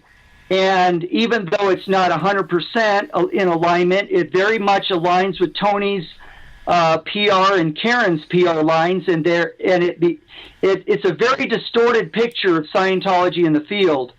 And Marty has done a great job in setting the record straight the best he can. I know Marty's not an angel; he'll tell you that. I'm not saying that Marty is anyone's guru or leader or trying to do anything other than, I think, clear the air as far as his role and what he knows of something that he sees as very false and is based on very false premises and has a lot of criminality. And as he said, the bottom line with the Troika is money. It's all about the money. So they're making a lot of money at the same time that they're following some sort of agenda to destroy, take down Scientology in any way they can. Yeah, and going clear, I'm pretty sure it's pretty damn one-sided. I think they show little bits of John Travolta and Tom Cruise saying good stuff about Scientology, that they're that obviously those people hadn't actually done a specific interview for. They've taken them from somewhere in the past. But I don't think there's any actual Scientologists properly interviewed in that documentary. So it's completely one-sided, which you got to question, what's the deal with that? But all this sort of stuff is interesting, all these sorts of things, because it's helping you to understand. I don't think people should waste that much time on it because it's so complex. You just know all these dodgy, shifty games are going on. There's intelligence ops and all this shifty stuff. And the world is just a lot more dodgy than what you think. The most important thing is to go up the bridge. But I think it's interesting to try and locate exactly what's happened to the church, how it happened to be, and then you understand how serious it is. And I think it's a big acknowledgement for Scientology in itself, the fact that, if it's getting this much attention, then obviously it really was setting people free. And you can see all these freedom fighters, basically, who are Scientologists or indirectly Scientologists. They've been made by Scientology, and you know that it's just like, wow, it's a really good thing. It's exposing the truth about the world. It woke me up to what was going on. The first thing I ever came across was the Industry of Death DVD by CCHR, which is made by Scientologists. And that, made me go, whoa, that was the first time I was like, yeah, things are a lot more dodgy than what I thought. Anyway, so with OSA, right, someone posted a comment to my Facebook page, and to the YouTube thing, and I thought it was interesting, this comment. They suggested that OSA is actually working to destroy the church and is not at all working to protect the church. What do you think about that idea? I highly doubt that. I mean, in this world, crazy world, anything can happen. And certainly there also could be infiltrated with certain, whatever. I think OSA is doing its best with a very skeleton crew to defend the church. They're very weak. Their backs are against the wall. If someone sees intelligence operations going on to destroy the church, it's probably not coming from OSA. Although OSA could have some infiltration, it's probably coming from what we discussed earlier, the operatives that are pretty good at what they do out here in the field, working in Hollywood, working in media, that kind of thing. Yeah, I see that OSA are making mistakes, and I don't think they're going about things in the best way. Like, some of the attacks that I've received have been, pretty obvious and silly, that I could tell it was, a troll, or, the person was trying to feed me false data to try and trick me. It was too obvious, and I thought they were stupid, right? But I don't think they're actually intentionally saying, we're actually trying to screw up the church. I just think that they're making mistakes, like their hate website on Ron Miscavige. It's just crappy and just shitty. I don't think that it's actually. Anyway, I don't think that idea is correct. I know in the late 70s, the GO got corrupted so that they could shut down the GO. But I don't think today OSA's operating to actually protect Scientology haters like Chris Shelton and attack the Indies or anything. Well, they're certainly not doing a very effective job. I'll remind you that Julia Keaton, who became Leah Kia, she's got a Russian name, so she's changed her names a couple times to make it easier to pronounce. Leah Kia is her name today. She infiltrated the Sea Org. She was bragging is one word, but she was sort of revealing her plans on Facebook before it happened on several groups, some of which were public. And OSA was caught flat-footed. And it made me realize, because I knew the person that finally caught up with her at PAC Base, which is Los Angeles, essentially, the Scientology Center there. Hold on. Is PAC Base the blue building? Yeah, the big blue. Yeah. Right, the famous blue building. And Leah was there on staff, and she got caught with a little spy camera pointed at the event, a special briefing for staff only, and they confiscated her cell phone as a result, gave it to OSA, and OSA found my phone number on her phone, and I was declared suppressive the year before, and so they actually thought that I had sent her in there, and I had not. And even Tony Ortega made the accusation that I had sent Leah in there, that I was a fool or something. And basically, no. At the last minute, I gave Leah my number. I said, hey, if anything happens, what you're doing is not very safe. But if anything happens, please call me, or, have my number in case you need help. So I didn't even know her at the time. Since then, we've made friends. But I just wanted to point out that OSA is not as...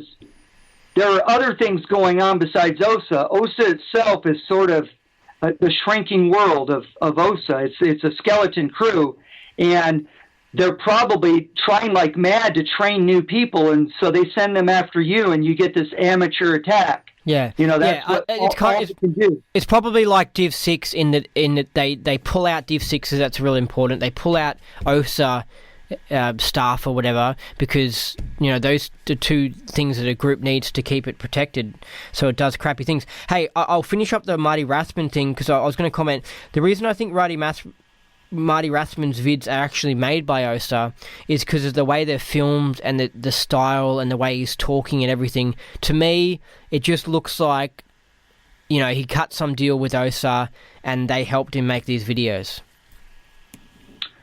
That's not out of the question. Marty's not saying. In my opinion, if Marty was doing anything with a church in any sort of way, a deal, one part of the deal, the first thing, the top item on David Miscavige's list would be to take down that article on how I killed Lisa McPherson, because that's the last thing he wants on the internet. It's still up there as far as I know. All of Marty's old articles attacking David Miscavige and the church are up there. But maybe Marty's really good with negotiating. And they were really desperate for someone to help screw up this Leah Remini TV show, and they really needed someone to just do something about it. It's not out of the question. My gut instinct tells me that Marty is a rogue agent doing this completely on his own, and the Ortega and Karen and some of the other anti-Scientologists have certainly given motivation for him to spill the beans, blow the whistle, and say, hey, what you guys are doing is not okay with me. I'm going to expose what you're doing. It's very slick production, very professionally filmed. Somebody with a really good camera set up there. I don't know how to explain that. Marty's not saying. Okay, cool. So, and I have no idea. All right, so all right, I need more quick answers for these, because I'm not going to let this go into any other part 4s or anything. We're going to get this done. Okay. So I need fast answers. So who amongst the anti-Scientology community do you think are OSA agents? None. To be honest, I have no idea. I don't see any. It's so hard to spot an agent. I wouldn't. Some of these top guys like Ortega and Karen, it's easier because of the roles they're playing, the type of PR lines they're using, the fact that they're in place to be effective. I don't know about this. I do know I've heard people accuse others of being agents, but I really can't get into that. I don't know. Well, all I've seen is just like questionable Facebook accounts writing things pretending to be anti-Scientology people, and then they say sort of outrageous things, and you sort of think, oh, this is OSA, trying to influence the SP's R Us group or something like that. But I don't think that Karen or Tony or anything is an OSA agent at all. Like, I can see that they clearly hate the church and keep on attacking it. All right, next question. Do you know of any OSA agents who are posing as independents? Back in the 90s, yes, and I still don't want to name names because I think some people have changed their ways, and I don't really want to tar and feather them with that kind of data, because I think some of them are trying to move on. But yes, there were some operatives sent in on the McLowrys, for example, that I know the names of, have maybe mention their names elsewhere. I don't want to really get into it here. There were more that I know of in the 90s on up till about 2002, but then there's this gap, and oddly enough is when the McLowrys weren't really doing anything on the internet, and the whole thing changed when, like I said, Marty came online and Anonymous did its thing back in 2008. Whole different situation. It's really hard to tell if OSA even was out there in the field because their resources were dwindling heavily, you got to remember, during this period. So they may have agents out there, they might not. I don't know. Yeah. So I haven't really come across anyone who I think's an independent who's actually. I will tell you, occasionally you'll see someone disrupt a group on Facebook and cause all kinds of trouble. And we found out, I'm not going to name any names, but we found out a couple in one or at least one case that this person was doing his, quote, A to E steps, which is strike a blow to the enemy, do some damage to the enemy. So they felt like they were doing something bad against us, bad SPs on Facebook who were just trying to be independent Scientologists. And they were effective in disrupting and wrecking some of our groups. So, yeah, there are those kind of guys, but they're not really OSA trained or OSA staff. But they certainly report to OSA, and OSA gets reports of this and goes, yay, that we got a statistic this week. We got a disrupted group, or we got a cut comm line between two people that were third-partied. That's their bad, their bad side. That's their stats, actually. So it's kind of creepy and bad, but they actually are going for disrupted groups, destroyed relationships, disconnected people. It's not a very friendly stat at all, to put it mildly. Yeah, and so with I have noticed some like not actually big indies or anything, but some like the same with the anti-Scientology community, like just some questionable Facebook accounts or whatever that have seemed to have been going into these groups. So I'm pretending to be like an indie or pretending to be a Scientology hater and trying to cause problems. I've noticed that, but I haven't noticed anyone who was a proper big indie that's actually an actual OSA agent that's there screwing things up. Obviously, OSA's not doing a very good job, because if they were, then they would actually, well, maybe they do, but they would actually have good pretend fake auditors, pretend indies that would be really messing things up. But I don't think they are. I think they're just doing the small, crappy Facebook account thingies that just write comments and cause problems. Well, you made a good point in there. Very well could be infiltration in the indies. However, if there had been, back when Leah was doing her thing, which is 2013, that's not that long ago, then she would have been caught a lot sooner. So that told me that they really don't have as big a presence on Facebook as I had thought. However, You got to be vigilant. You never know. They could flood the field with agents in a matter of weeks. You never know. So you have to be on guard. This is not to say we're out of the woods yet, but it is to say that don't go the other extreme and be overly paranoid and limit what you're doing or limit your reach just because you think OSA's there. It's probably not, as far as on social media.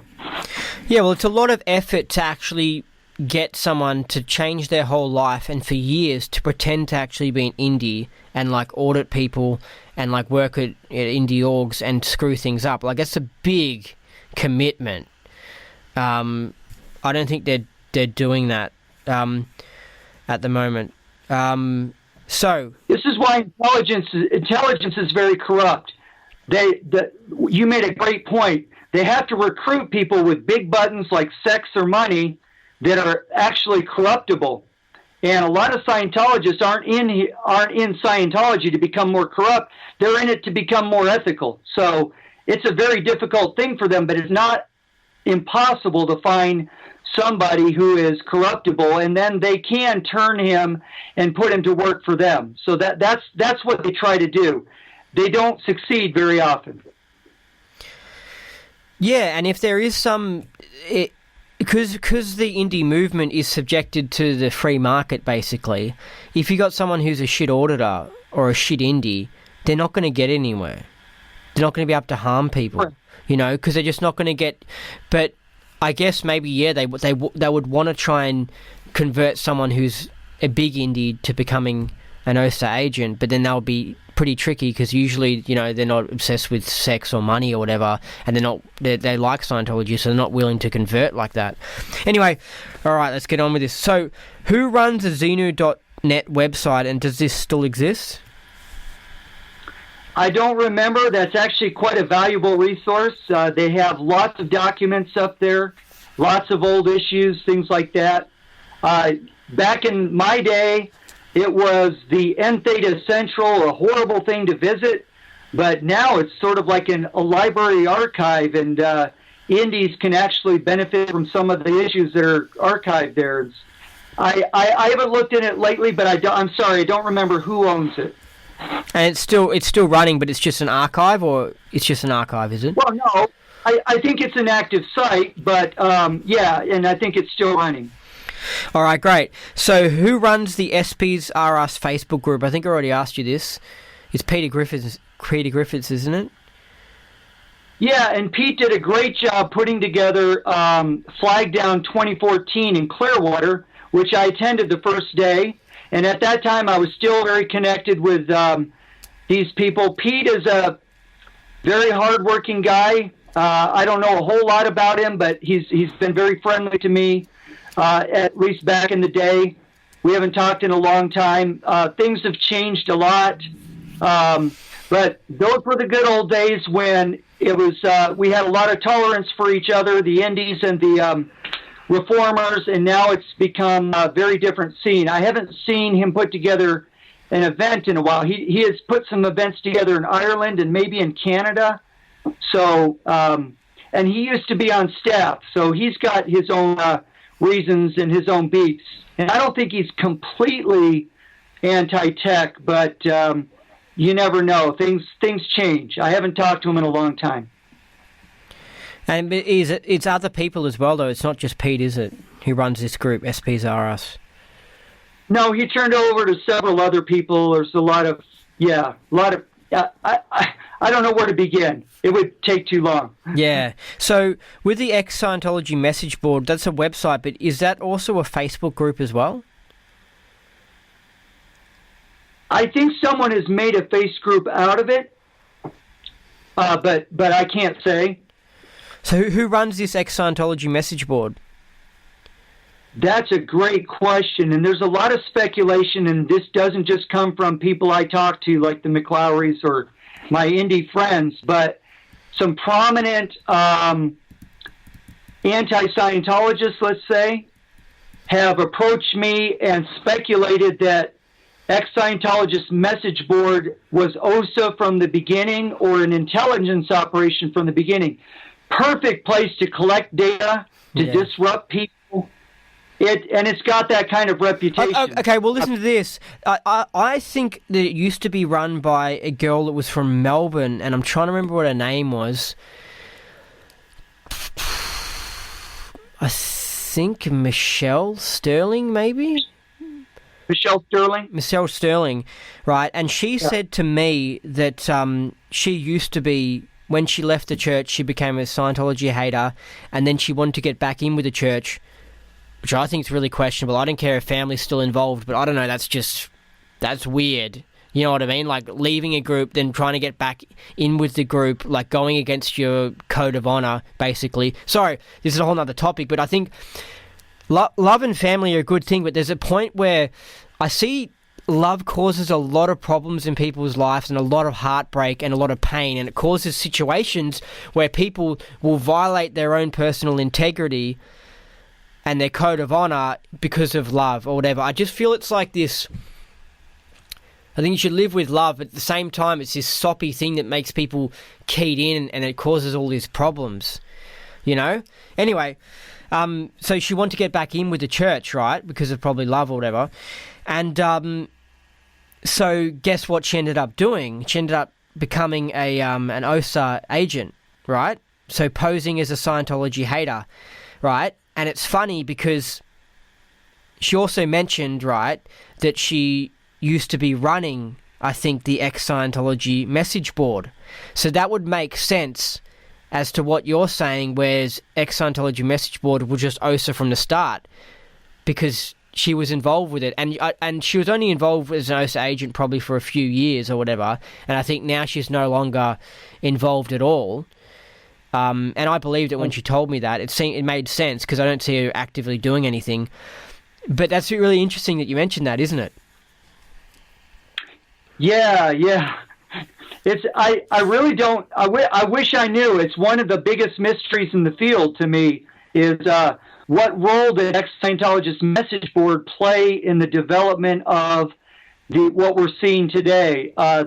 Because they were really the ground floor of people getting together as ex-Scientologists, and then some of them becoming anti-Scientologists, and many of them in the anti-Scientology community now, and a lot of them just went off and did other things. It was the board itself was a great place to bring people together. This is before Facebook. Yeah. If anyone remember that before Facebook, right? It's like, wow. But yeah, that was the place to go. So it was definitely a central information collecting or gathering tool, and it was public. I mean, you could just go on and research. Back when I was in OSA, I would sometimes go to ex-Scientologist message board to kind of investigate something. You know, what was a certain person saying or doing. I wasn't really supposed to do that, but I took the liberty of, doing a thorough investigation, and that was what came up on the search. So I did. Yeah, I mean, it's a good way of if you're in control of it, then you can make sure that if someone posts something that's just too outrageous, you don't allow it. Or if the actual group is starting to actually do legitimate things to protest the church, you manage to stop it. So it's like a way of if you controlled that group, I could see how it would be a good move on OSA's behalf. And Michelle could have been part of that. And there's this a group called Above Top Secret on the internet. Have you heard about this? No, not at all. It's a website, and it basically is like the conspiracy or the alien researchers' version of the ex-Scientology message board, where people go on, they post things, and they find out information. And it's just the same thing where, it's certain people get kicked out of it and certain things aren't allowed to be said or whatever, and it just gets screwed up and confused, and it could have been set up by the CIA in the first place in order to get information from whistleblowers or... I don't know. But, it's seeing the parallels between the Scientology world and the truther world, which is a good word to call it, the truther world. It's just as a similar sorts of things happen. It's that everything's just on a smaller scale in Scientology, much smaller. It's much wilder in the truther world. By the way, I'm connected up with the Freedom, Truth, and Justice movement. They do a convention every year called Free Your Mind Conference in Philadelphia. And I know a lot of other independent Scientologists, not a lot, but there's a contingent that go there as well, or at least that follow along that movement. So yes, it's very related. 911 truth, what's happening on the planet, that kind of thing. The people that really want to share truth and philosophy, things like that. So that's a good thing, and I see them as natural allies. And so I formed a lot of cross relationships with those people as well. Yeah, exactly. Because we're doing really similar things. We're trying to expose the truth in that. Okay, this is an odd question now. I think I'm finally onto different topics besides... Yeah, finally onto different topics. All right. So, do you know of any PCs having been abducted by aliens? I think it's an interesting thing because you hear about the alien researchers, you hear how they mention in hypnotic regression therapy sessions that people go back in memories in a similar sort of way in Dianetics where they've been abducted. Have you heard about that in Scientology? No, that's never come across my lines. Even when I was in the church, I was an auditor there. I started out as a Dianetics auditor in the first years, and a lot of times you'll find stuff like that in a Dianetic session. But I did not have the luck to ever have someone tell me about an abduction. No. So what do you mean? A lot of the times in Dianetics sessions, you hear about abductions. Well, that's where you would expect it to come up. If someone's been abducted, it's probably a kind of a traumatic incident, and I would expect that when you're trying Dianetics on them, that they come up with something like that. Yeah. But you haven't heard of it coming up. But you haven't heard of this coming up. No.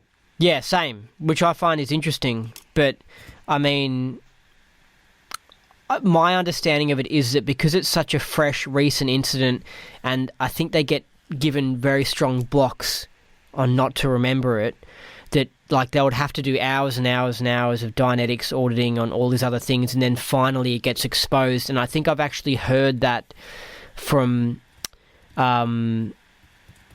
there's a book called The Mars Records, where a guy exposes his memories of being a worker on Mars, basically, because apparently there's a secret space program, and we just don't know about it. But he used to be, but of course he had his memory wiped, right?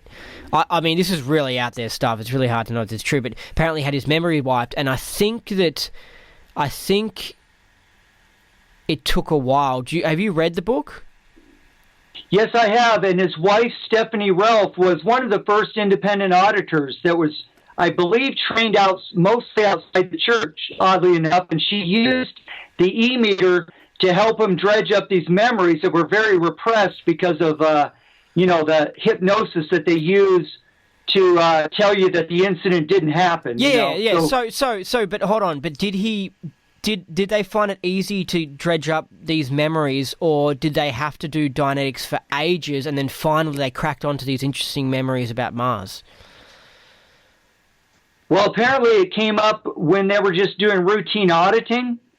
And then, so Stephanie switched into doing, it became easier, obviously, because then she knew what to look for, and he could spot it more quickly. So, as you can see when you read the sessions, that as time goes on, it gets easier for him to spot what's going on. Yeah, so maybe it doesn't work perfectly, the memory blocking on everyone, and so some people, they don't have to do heaps of hours of sessions before they can actually attack that difficult. Because I've definitely heard this idea from someone that they had to do a lot of other stuff before they could finally handle like an abduction or a big incident where they'd had a specific block, because it's such a fresh new thing that you in therapy it's hard to go anywhere near that. But maybe this Mars Records guy, he was able to access it pretty early in his experience with the tech, basically. Yeah, but it's really interesting, isn't it? Yeah, it is. All right, so very quickly, I had this question asked by a friend. What is power processing?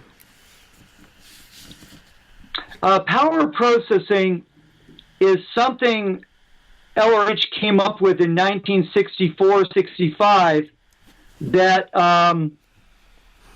he did to handle a case kind of on the spot. He told John McMaster what to run on this guy that he had a conversation with in the hall that was kind of manifesting some sort of aberration.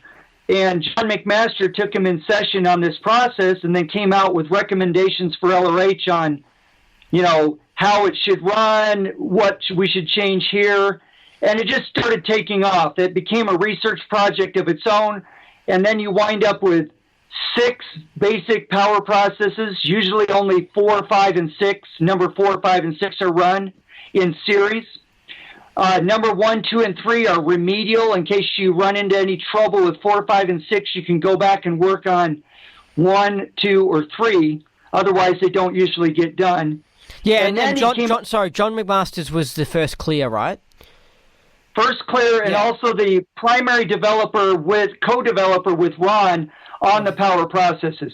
Okay, so hold on, keep on going. Hold on, I've just got so many questions. Okay, they're still delivering it in the church, right? Yes, but they've kind of shunted it to the alternate clear route, and almost everybody goes clear or attests to clears as a result of newer Dianetics. Yeah, and that's actually something, this whole other topic, and I'm interested in your opinion on it. That's something that I actually don't agree with. I agree with the tech up to like 1975, where everyone had to do the clearing course and the whole alternate route. I think it seems a lot more thorough, a lot better, and I'm not really a fan of Ned. What do you think of that? I'm absolutely in agreement with you. Ned can be a little bit quickie, but it does produce lightning fast results, which is what Ron said it would. And it's pretty awesome in that sense, but it tends to bypass some effort on the case, in my opinion. Now, the whole idea about going through your power, the R6EW, which is the alternate route, and the clearing course on the alternate route is very thorough. And just so you know, a guy who went clear on Dianetics is going to eventually do the clearing course on OT2, so he's not going to miss that step, but he will have missed power and R6EW, and I think that's a mistake, and I think it was a mistake for LRH to assume because of his own case. I'm told that it was because of his own experience in session that you should not run power or R6EW on clears. In fact, I think, it's pretty easy to, you could make a case for the fact that people are dramatizing, which is what R6EW handles, and that people could have a lot more OT ability because power was the number one item for people who demonstrated OT abilities. A lot of the guys you've heard of that did OT stuff, even that guy who was doing remote viewing. Yeah, Ingo Swan and those sorts of people, they all went up with his old ways, the prior 1975 ways. And they credited power with OT abilities, the ability to go exterior to remote view. So just out of curiosity, in the church, if you didn't go the alternate route, then you would never receive power. You'll never get it. And there's actually a prohibition on running power on clears. But my co-audit twin and I ran power on each other. It worked awesomely. And I've heard of many other cases where they co-audited power between clears. And it's working very well. And by the way, if anyone wants to find out more about power, the John McMaster tapes are not easy to find, but they are there on the internet. So look for the John McMaster lectures.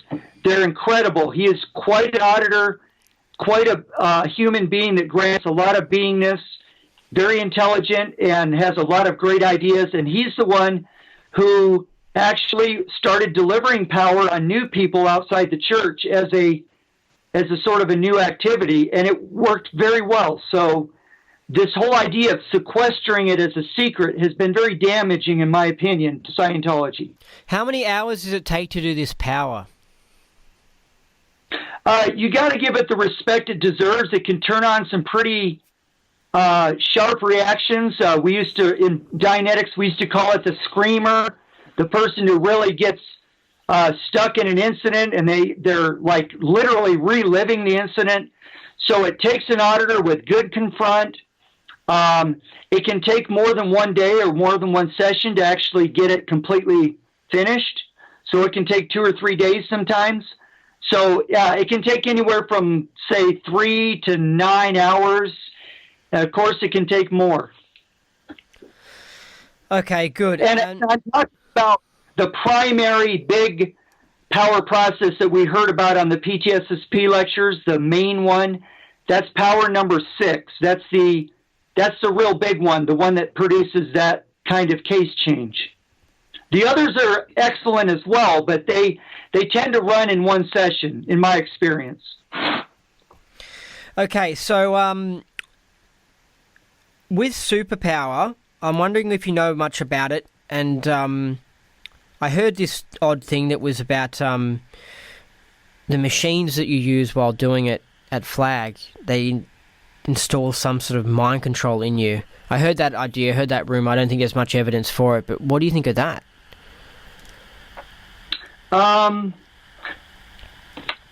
That Flag did come up with a really weird array of electronic equipment, and there's a lot of speculation that it was similar to an implant station. It does look strange. I've seen it in the events. Yeah, apparently it's like NASA technology or something. Yeah, it's NASA level technology. It's not the kind of thing that I think LRH had in mind. Well, I'm pretty sure it isn't though, because didn't LRH in like 1977 say, "Hey, we've got superpower, it's coming out in 2 weeks' time," and there was no mention of fancy machines and stuff, and then the church takes like years and years trying to build these fancy NASA technology machines, and it's just like, hold on a second, LRH wanted this superpower just delivered at AOs and stuff, like, and there was no mention of these machines. What do you think of that?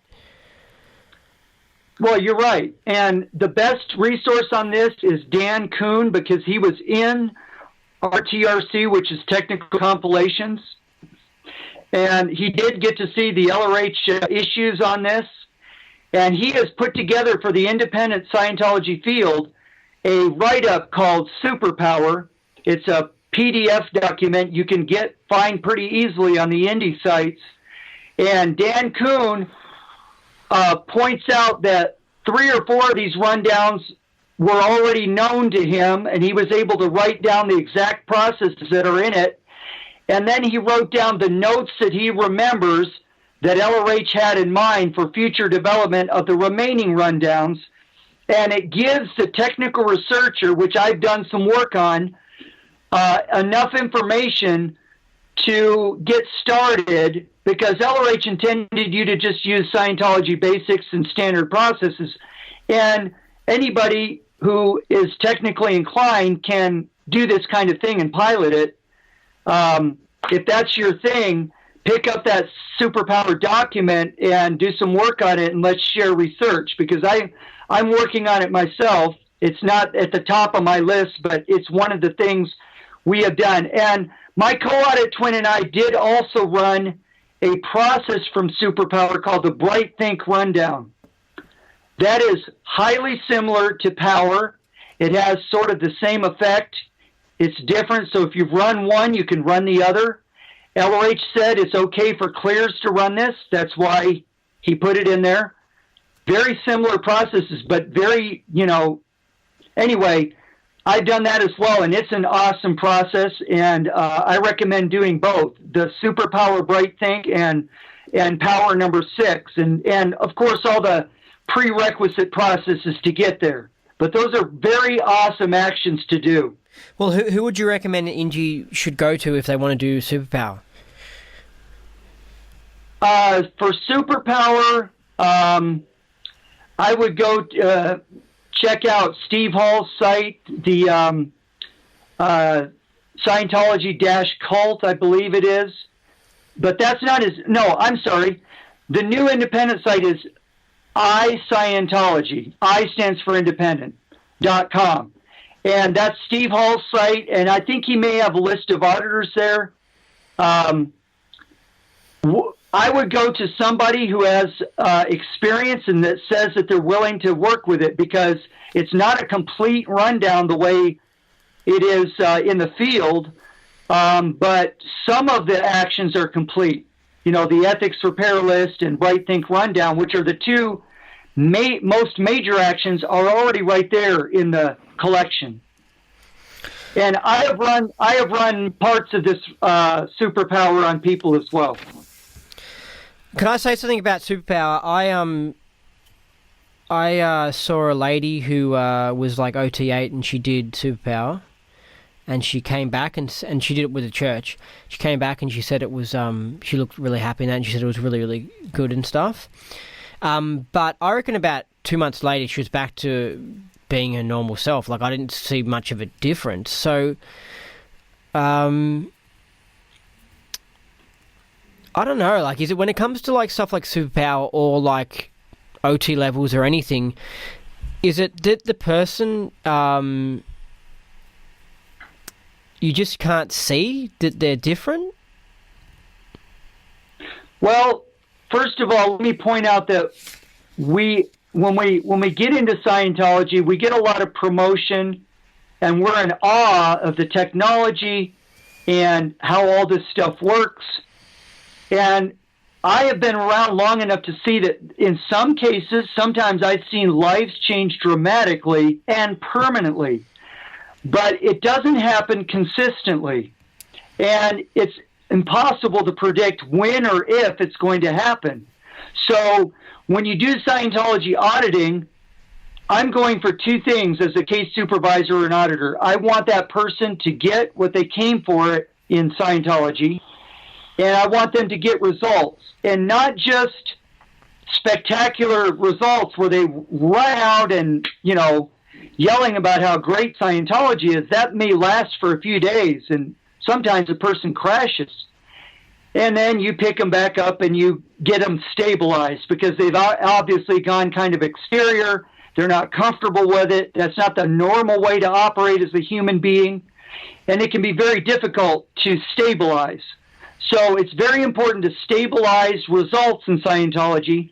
And I can tell you that when you clear out a service facsimile that's been in the way, that means some kind of fixed idea that you've had about how life is, that's negative usually, that person is going to open up a new ability. They may not look that different or that much happier, but they actually have a whole area of life that they can operate in which they couldn't before. So when it comes to Scientology results, this is why some people are a little bit unfair in expecting everything, especially with all the hype that's poured into the superpower or power processing or OT levels and the promotion, that really you should be realistic about the fact that you can improve your life and you can improve it on a more or less permanent basis, but it may not be as spectacular Superman as you were promised or you thought you were promised. In some cases, you go back and read the fine print and you really weren't promised that, but in all the excitement, you tend to think, oh my God, I'm going to be able to fly again, that kind of thing. And it's just not the case. However, it is pretty awesome to exteriorize. It feels like flying, and it's a lot of fun. But the problem, you need to stabilize that state so that you can operate, normally in life and be successful and not be like flying in the clouds or be like some kind of LSD guy who can't come down from space. It's like you got to stabilize these ascension states or these states of new spiritual awareness. And they may not always be visible to outsiders. They're inside your universe.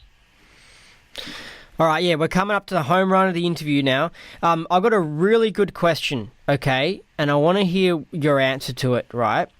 And it's amongst Scientologists that I've noticed, particularly at the level of clear or above, whether they really achieve clear or not, you know what I mean, questionable or whatever. But anyway, and it's this point of out points, right? And I might have it, I know I've seen it in other people, not everyone has it, but there's, for example, because I was talking about that other person before, I noticed that she had an out point, and what it was that, what was it? Well, let's say you go, I won't use any names or anything, but let's say you go to have a meeting with this person and they come late and they're rushing in, all in a hurry. Or another time, they leave you alone because you have to do something for 20 minutes and then they forget about you and then, you're waiting for like an hour and a half and they're like, oh, sorry, I forgot. Like this thing where Scientologists have out points, like you know what they are. I'm sure a lot of Scientologists know what I'm talking about. What the hell is with that? And I mean, my opinion of it is that they've received bad tech.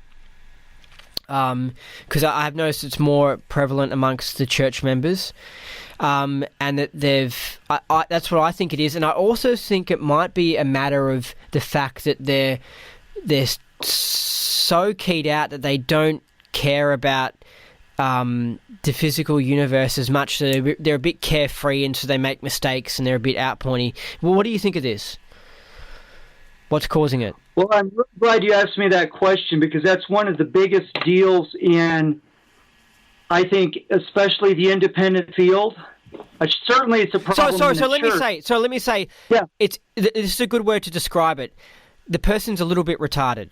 This is a really good word to describe. And I know two people who I actually spoke with in person. Right, one guy, and they received their tech in the church, and like in the 80s and 90s when I think the tech level was the shittest ever, and this guy was like outflowing in his communication, just insanely outflowing, right? And it was just like, it was hard to get a word in, and it was just like, I just wanted him to shut up, right? And then this other person, they might be right about this, like, but I think they're like paranoid about like ghosts and shit, and like they can't even leave their own house. They're basically almost gone type 3. This other person almost gone type 3. And so you actually get some people who are directly really have almost gone type 3 or are type 3. And then you get these other ones that just have occasional little outpoints. And I feel like they're sort of connected because they're both maybe clear or OT or whatever. And I actually don't think it's saying that the tech's bad or anything, because I understand how some people could conclude that. I conclude the opposite. I conclude that they have received bad auditing, or haven't really got the good tech, and that it actually shows how powerful this tech really is, in that it can actually really mess with someone's mind. So Hubbard really must have found a way to really actually find the true source of aberration. That is a great question, and as I was beginning to say, it's a big problem in the church, it's a big problem in the field, but here in the field, we have an opportunity to fix this. So I made a little checklist while you were talking, because this is such a critically important question. And in this answer, I'm calling on tech terminals to really kind of sit up and take notes, because this is how we can fix all of this. Number one, for the space cadets and the type 3s, we've got to stabilize their exteriorization that has happened somewhere on auditing, because that's a symptom of out exteriorization.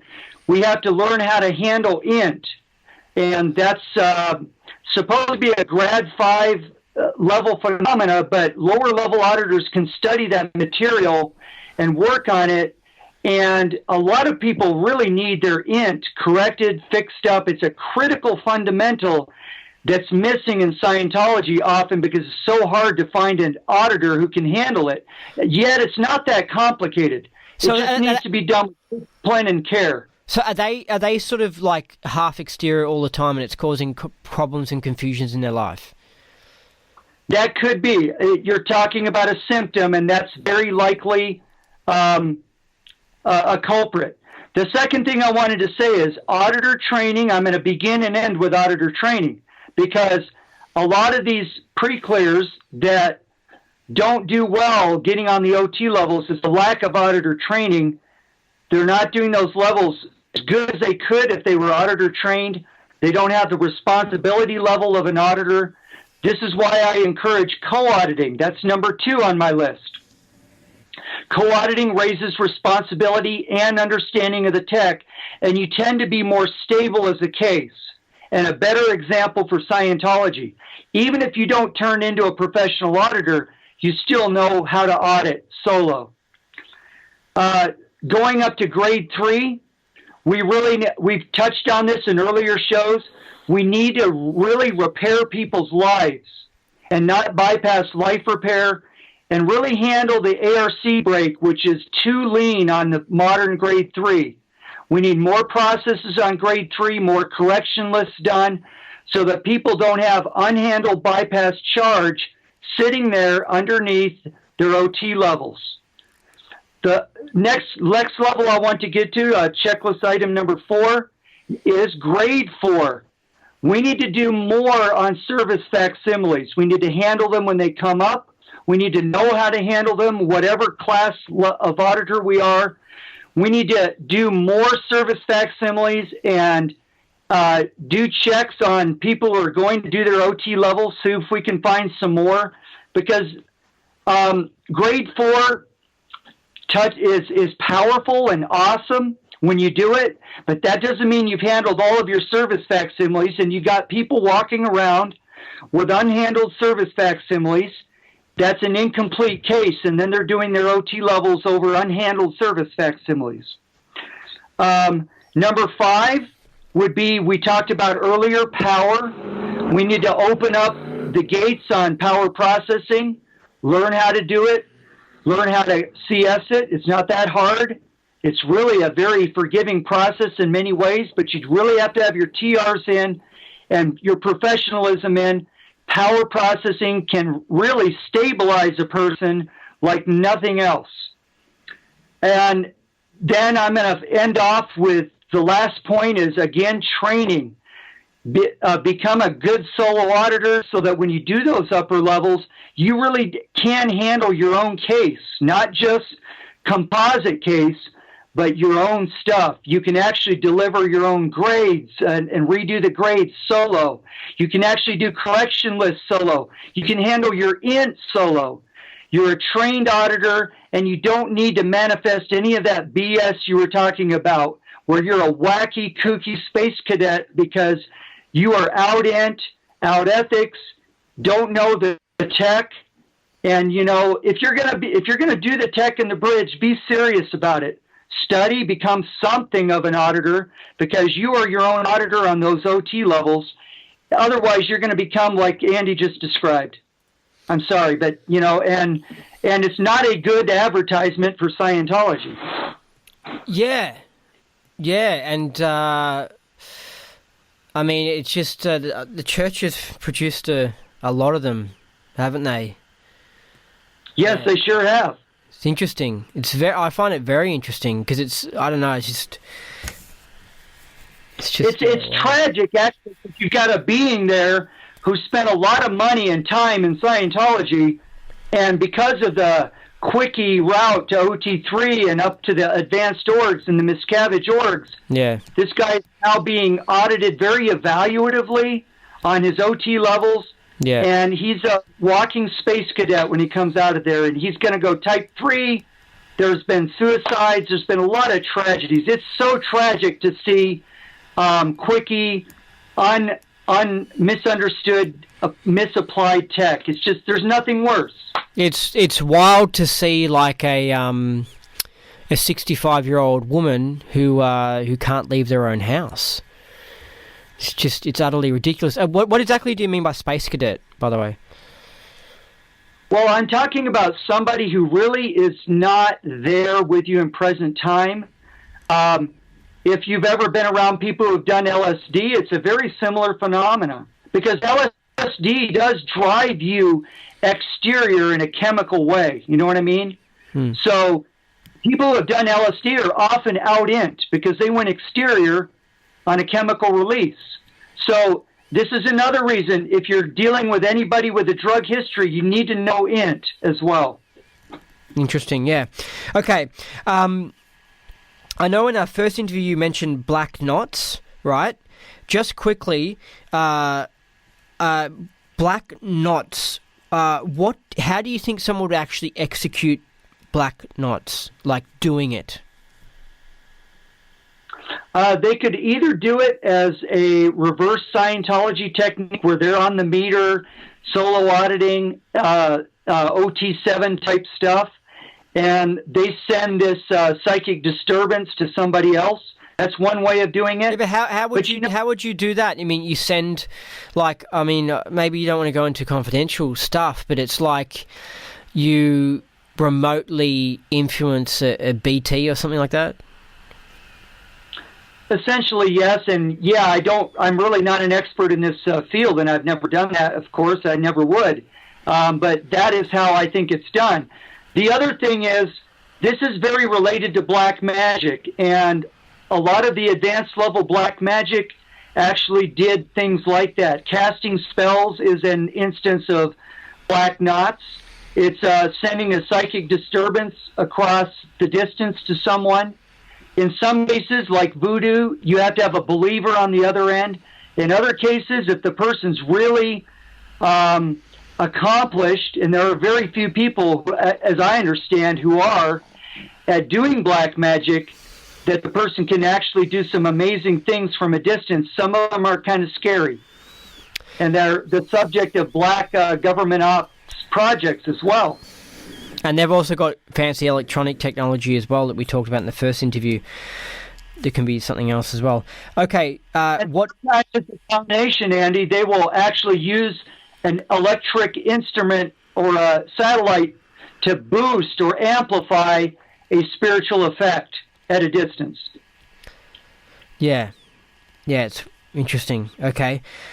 What is the Church's spiritual technology? Define this bad boy. The top of Scientology, isn't it? It's the real top.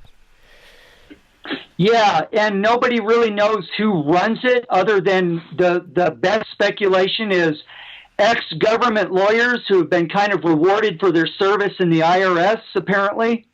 And they get to sit there and rake in the money and tell David Miscavige what he can and can't do. And they own the copyrights to trademarks, and they basically, I think they manage that big war chest at the top. David Miscavige just gets to dip into it as much as he wants. That's his part of it. But I think there's a lot of money laundering going on, and some of that's going back into the intelligence community for black operations. But that's just my speculation. It's certainly not very well accounted for, and it's certainly in the hands of people who are experts at making money flow in ways that the government or investigators won't find. With SPs is they like to remain behind the scenes, so they put someone up as their CEO, they put someone up as chairman of the board. That's the fall guy in case anything goes bad and stuff, and that's the public face. That's not the real person who's in control. Miscavige, because you have this idea that Miscavige is an absolute tyrant, and it's like he does, but it's just like the same thing. He's not I don't think he's totally in control of the church, really. He's still kind of like the puppet guy, isn't he? It seems like he's a puppet of someone, in the scenario I just outlined of the, government-connected lawyers who get to kind of manage the money ultimately and make the final say. I think he's their perfect dictator, and I think 99% of what he does just goes with a yawn. It's like unchecked. But I can imagine there's somebody he has to answer to if there's some sensitive operation that they want him to do a certain thing a certain way. But I think he has free reign the rest of the time. 99% of it is him. He's just being a dictator, and he's a suppressive person. With the book Battlefield Earth, good book. I've been listening to the audio book. I'm going to do a review on it. Got great information. It's very educational. It's a good story. It teaches you how to be a man and actually defend Earth and from evil and stuff and not be a wuss. In the book, there's these characters called the Cyclos, the evil alien race, right? And superficially, you think it's all the Cyclos, but then you're revealed towards the end of the book, you're revealed that the Cyclos are funded by bankers. And these are the peaceful ones that are behind the scenes, but they're causing all these problems because they're funding the bad guys. They're not the ones actually doing the brute, evil, bad work. So it's kind of like Miscavige and his RTC. They're the Cyclos. They're bad, but they're the workforce, but they're being controlled by something else that remains out of the scenes and that acts all innocent. I'm just a banker, you know what I mean? Or I'm just this peaceful banker, and they talk to people and they walk around. Meanwhile, Miscavige is the one that gets all the hate and the attacking and has to worry and drive around in bulletproof cars and all this sorts of things because of all the bad stuff. Because there's like two levels of SPs. There's like the SP that's like physically, that's like a stupid SP that's like open about it and pisses off a lot of people and causes problems. Then there's a secret SP behind the scenes, and it seems like Church of Spiritual Technology might actually have the secret SPs that are behind the scenes. It's interesting. Yeah. A perfect microcosm of planet Earth, and that's a great summary.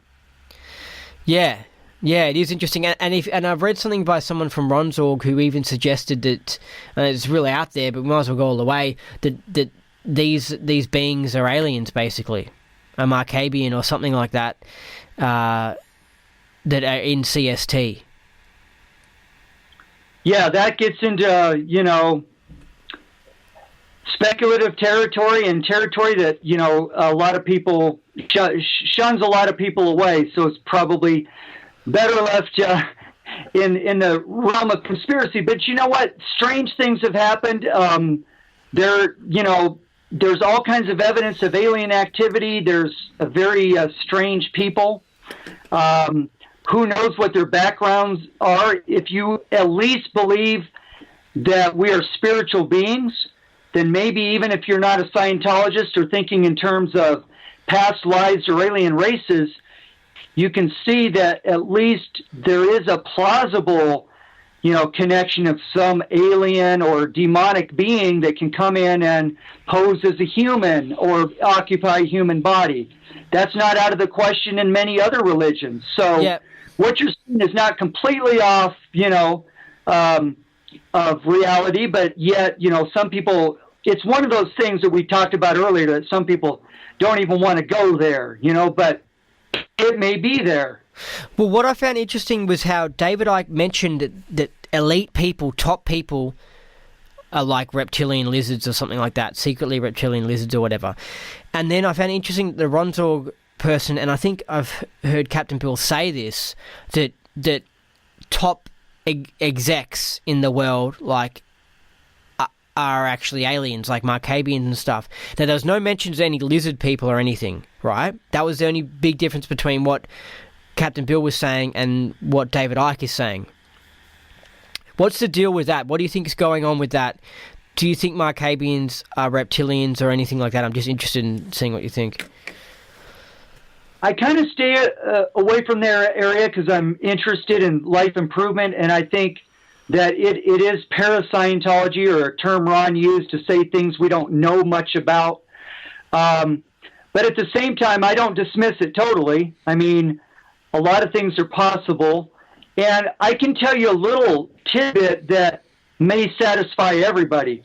The reptilian brain sits underneath the cortexes, and if they're out of balance and you flooded your brain with adrenaline for a long time and you have done a lot of evil and you live in your reptilian instincts, that's part of, that's right there in the human head as a reptilian brain, and there are people who behave like reptilians. So oddly enough, it's not so far-fetched when you look at it that way. But the idea that there are lizard people or reptilian people, I've never seen one. Okay, and I kind of stay away from that for the fact that I don't really want to associate Scientology with that. But at the same time, if you're going to look at spiritual beings and the whole universe, you may have to deal with this kind of stuff eventually. So it's also good to keep an open mind. Well, it seems like the Markabians look like us. It seems like I haven't heard any reference that they look like lizards or anything. Or grey aliens. It seems that they seem to be us. They look just like us. So I don't know. It reminds me of a major New Age or UFO researcher. I'll think of his name, David something. Not David Icke, another one, who basically has said David that Griffin? David Jacobs? No, maybe it's not David. Maybe I'll think of it. But anyway, major researcher, a lot of videos, and very intelligent. He has pointed out that most of the reports about aliens are humanoid features. So this idea that we're going to find gray people or lizards, maybe not, but there could also be extraterrestrial life that is very humanoid. And he says, David Wilcox, he says that there's lots of evidence and anecdotal evidence that what people have perceived as alien beings or visits have been humanoid. So, there you go. You don't know who's who. Humanoids, as in they look like humans or they're human-like? Yeah, they have essentially human bodies, yes. Okay. Yeah, I know, exactly. With the Markabians being humanoid as well. I think Ingo Swann's book is interesting because he talks a little bit about... Have you read Ingo Swann's book? No. He talks a little bit how he went to an underground... He's a remote viewer guy. He mentions the underground bases. He went to a secret underground bases, and he mentioned how he spoke to people in, I think, LA that were like people. They look like people, but they were not quite right, and I think they were like semi-human, semi-alien, or humans that weren't brought up on Earth. It's interesting. It's interesting reading different sources of information, and they back up what the other person's saying, and sort of you sort of work out a picture of what's really going on. Okay, we're really close to it now. Ready? Quickly, what is the help rundown and the sort of South African rundown and stuff? Okay, that's basically very tiny minor differences between it and the first part of what's now grade 1. There's no essential difference. If you view it as a South African rundown, the only prerequisites LRH gives is a PDS handling. So if you've got somebody who can't get to an org or a pure-up and wants to do a part of the bridge, using the South African rundown reference, you could actually deliver what I call now the help rundown, which is a major portion of grade 1. And by the way, grade 1 deals with problems, and it's been suggested by a lot of top tech researchers that you attest separately to the help rundown in grade 1 anyway, because those shouldn't be really smashed together. They're different areas of case. So if you're going to run grade 1, I recommend doing the help rundown first. Actually, if you're going to do a full grade 1, you do the objectives, which is part of standard grade 1. You do the help rundown, and then you do the problems processes, and you get a release in all 3 areas separately. And you attest separately to each one. If you want to start a new person out without a drug rundown prerequisite, do the help rundown at the bottom of the bridge or at an introductory co-audit. I've got that all tabulated, both in standard format, which you can find in the South African rundown, you can find on grade 1, or you can use mine, which actually found a lot of processes that were missing and added. So I have a help rundown, totally standard. It's all LRH processes, and it's all delivered in accordance with the instructions on the South African rundown. And if you recall, if you want to refer to a rationale for doing that, if you're standard techie and you go, oh no, this is for South Africans only. Well, just look at it this way. It was done because South Africans of the day had a little bit tougher cases than the rest of the planet. If you look at what's 40, 50 years later, here we are, and who can say that we are not dealing with tough cases in every continent of the planet? So yeah. I would go ahead and do this. It's a vital first step. If you look on the awareness characteristics, help is -1 or -2. It's actually an undercut to 0 or grade 0 communication on the grade chart as far as awareness characteristics. And if you look at the 1960 dissemination and help lectures, I highly recommend those.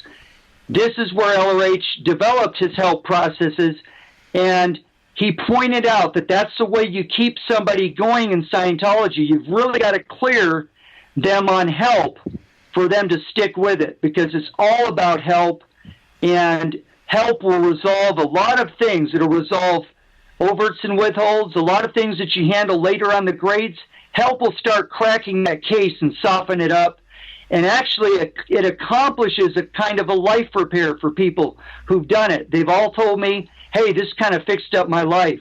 So that's been a great result as well. So if you want to do a life repair on somebody, I suggest doing a standard life repair, but you can also do the help rundown, especially on a co-audit basis, and get a sort of a life repair going, and you're more likely to keep going on the bridge, and then you can do your drug handling afterwards. Okay, so I think I missed out on the first a little bit that you said. So the South African rundown and the help rundown are two separate rundowns, correct? No, they're essentially the same rundown. They have a tiny variation in the order of the processes that you do, but they're the same help processes. And they're part of the standard grade 1, if you do a correct grade 1. Now, what the about... help process? Yeah.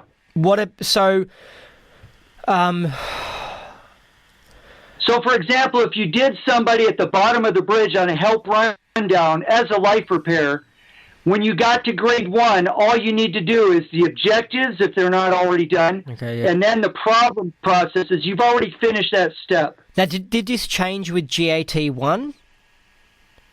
No, it's not part of Scientology. It's something pre-Scientology I developed in my project because I was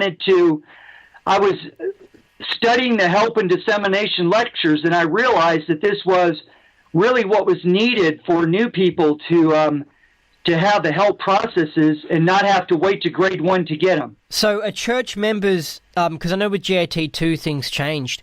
And when I did grade 1 and I did GAT2, I didn't hear any mention of South African rundown, or I don't even think help rundown, but maybe. That would not have ever been used because supposedly that was for South Africans only. However, the help processes should have been done, at least to some degree, in the course of doing grade 1, unless they've changed something. So people in the church at the moment are missing out on the South African rundown. Basically, is that what we're saying? No. Essentially, those are the same rundowns, help and South African rundown. I do believe that they probably still are using help processing on grade 1. So essentially, they're still doing that. Okay. But I'm wrong. I don't know the new... So, although Hubbard, when he first released the help rundown and South African rundowns that were said to be just for the South Africans, before he passed away, he instituted it that it's just a part of grade 1. No.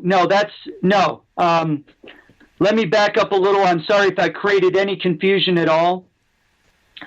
It was my own innovation to recommend that the help rundown be used broadly for anyone, South African or not, because it was a very easy part of the grade chart that could be moved down to the bottom without drug rundown prerequisites. So LOH did not authorize it specifically.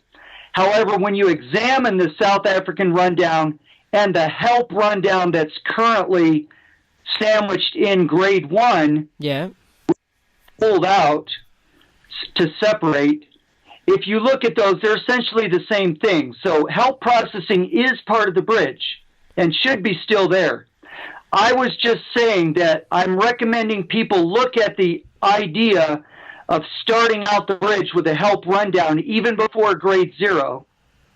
Okay. And even for a drug handling, if you can't somehow get to a drug handling, because you can use the rationale of the South African rundown, which only requires the PTS handling, and then you can go. Okay, cool. So basically Hubbard made everyone sort of do the South African rundown as a part of the standard bridge. It sort of came in there.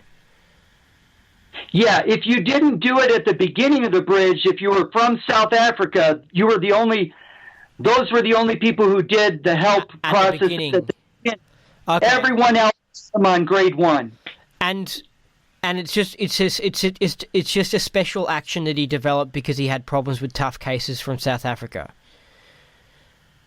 Well, he developed help processes for another reason, because they were very fundamental. But after looking at the South African case, he determined that it's best to start them with help processes at the very beginning. And the issue is 1972. It's an HCOB of 1972. And it's not always in the tech volume, so you sort of have to look for it. What did Oh, it's did I? volume because specific technical specialist rundown. So it's in what in what? Sorry. It's in the numbered volumes, not the main body of tech volumes, but the special rundowns book will have something labeled South African Rundown with the instructions of how to run help processing. Otherwise, you're going to find it on grade 1. Okay, so let's go into a little bit of racism here.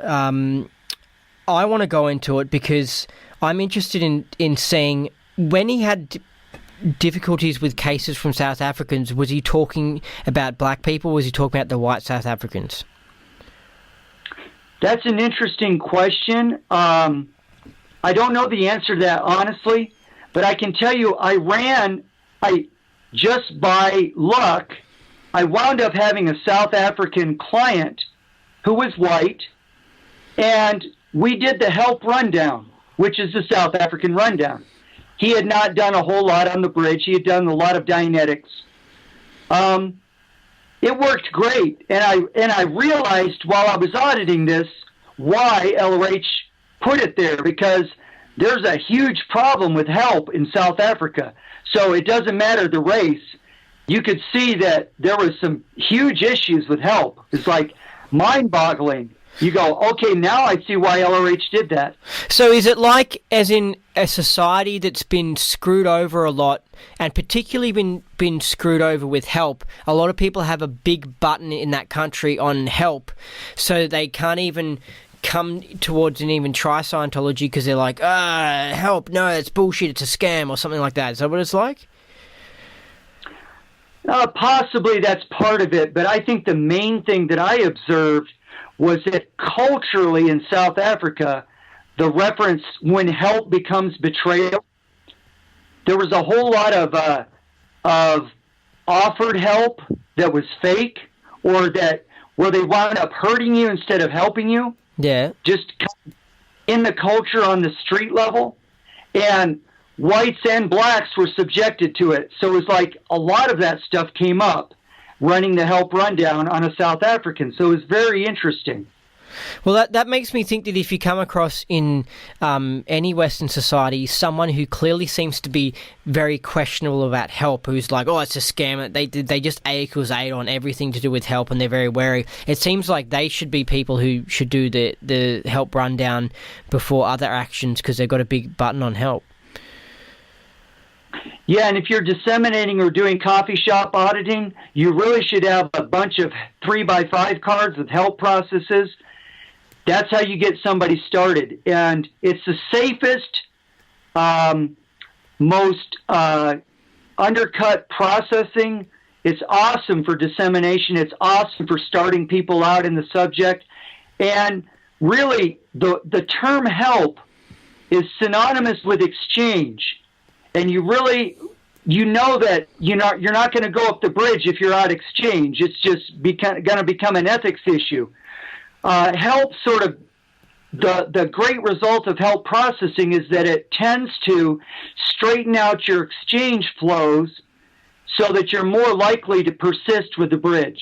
And that's why I recommend it. And you just pointed out some examples of people you meet on the street in any country, Australia, United States, Mexico, that are now pretty aberrated on help because cases haven't gotten better, they've gotten worse. It's just interesting because we've got some black people in Australia called the Aborigines, and they're very interesting. And I remember when I first came to Scientology, I thought, gee, I wonder if the Scientology works on the Aboriginals. I'll be like, that would be a very interesting experiment because they're extremely different to white people. And I heard of an African American who came to Australia and met some Aboriginals, and I guess he assumed that they would kind of be like an African American, but an Australian version. And he was like, whoa, these beings are different, you know what I mean? Or these bodies are different. And I'm not going to talk anything about racism, but I hate this idea of trying to say that everyone's equal, because there's big differences between the races of Meth's body, and I think DNA has a big influence on the being who's inhabiting that body, especially when the being's crippled, as we all are. We all seem to be crippled OTs. Well, we're nearly at the end of the interview. I just want to ask one thing. Like, what's the best thing that you've gotten from Scientology? Boy, that's a tough question because there's so many awesome moments that I can refer to. Obviously, going clear and realizing I was clear outside of session after doing my Purif for the second time, which itself was an awesome win. Obviously, that was a great moment. What did it feel like going clear? Very much feeling exterior, outside of the body, clean, very clean space. Feeling very elevated, not better than, but elevated in the sense of elevated tone, elevated operating basis. And one of the things I noticed is I was very interested in my upper dynamics, no longer really interested in my first. It was like, now let's, and that I think is what clear should be doing, is turning around and, not all of them are cut out to be auditors, but get some auditor training, turn around and clear somebody else. But to go on answering your question, the Purifs were awesome because as someone who's done a lot of fasting and I thought my body was clean, I got a new, a different angle on cleansing the body, and it worked just as well as if I had never fasted. It was phenomenal. I've had exteriorization experiences that were kind of minor. They weren't like floating outside of my body, but they were very much filling the room and my body just being part of that room.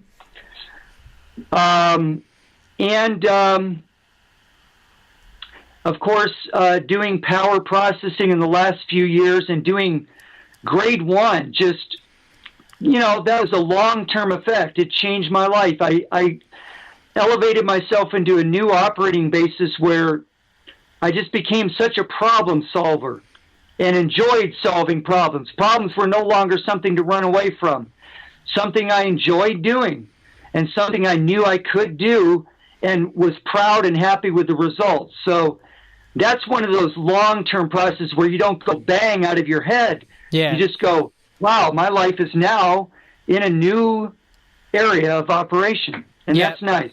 Yeah, that problem thing is really, really great because it's a big thing in life, problems. So with this Free Scientology project, it's can you just quickly explain it again? Basically, we're trying to really understand the grades, the rationale behind the grades, reading tech volumes from cover to cover, all of them, which is kind of like a class 6 action of study, and finding processes that didn't make it on the grades, putting them back on the grades, ordering the processes so they're very smooth gradient on each of the grades, and looking at model session and why it works and why Scientology is not hypnosis, although there is a hypnosis component to just about any part of life, including Scientology auditing. Understanding the difference there so you can talk intelligently to psychologists. Being able to communicate the subject to new people and to psychologists and other professionals is a valuable thing we're getting out of our work. Eventually, we'd like to do some work on the upper levels, pull different avenues so that people have different packages they can work on. That's a kind of a future project. But I think the most important thing and the main thing, besides putting order into the grades, is really making auditor training simple, easy, and able for the person to get started very quickly and then work up on a gradient to co-auditing the grades so that people can have the bridge without a lot of money and become auditor trained in the process, which is the whole point of LRH's 1980 co-audit series, we're trying to put that back in as the heart of training. Just saying co-auditing is the thing, training is part of it, getting up the bridge is the other benefit of it, but co-auditing is what we're really trying to facilitate in Free Scientology. And so you could just Google search Free Scientology, Scott Gordon, something like that? freescientology.us, and website under construction. We have a Facebook group called Free Scientology. All one word, it flows together. And you're welcome to apply for admission there on that group. We'd love to have you. So I publish a lot of my articles there. And the articles are basically looks at technical things and looks at philosophical things that help us to fill in any missing holes, wherever they may be, and to help do better, more thorough life repairs. That's the other thing. Cool. And so the last thing I want to ask you is, it's a little bit personal. I did the grades GAT2 in the church, and each one, it was fairly quick, I feel like. I don't think it was quickie, like done in 3 hours, but I think I did grade 3 in like 6 hours or something. How can I put it? I'd seen some other people who had done it before me, right? And some of them were like buzzing out of their heads, right? And like, oh my God, like running to the edges, like all excited and oh, it's so amazing and everything. And so I had a bit of, I was a bit excited, like, oh, it'd be really cool, GAT2 and stuff. And I finished some of the grades, and I've spoken to some other people who had similar things, and it was like they finished a grade, but they weren't buzzing like real amazing or anything. And I actually felt upset when I attested to some of the grades, but I'd felt like I'd sort of achieved the EP, but I didn't sit there at the examiner like, oh, I'm really keyed out and amazing. I was just sort of like, I actually felt a bit upset, like maybe it's because I was overstimulated in session and I just had to wait for a little bit for it to wear away. Like I noticed that it takes like 2 days for something to move away or whatever. With Scientology and with other things, like you can get keyed in for like 2 days or something. But something seems not quite right in that it's like, I don't know, there's something not quite right about attesting to a grade and not feeling great. Like, do you think that's a symptom of me not getting like a thorough grade and actually, like obviously I got some wins, but obviously maybe I was taken off it like too early and stuff. What do you think of that? No, that could be, and really the only thing that can really resolve that is to provide an environment where the person feels free to originate. Now, if you're paying like $4,000 in intensive, you may not be anxious about originating. You want to do a little more before you attest.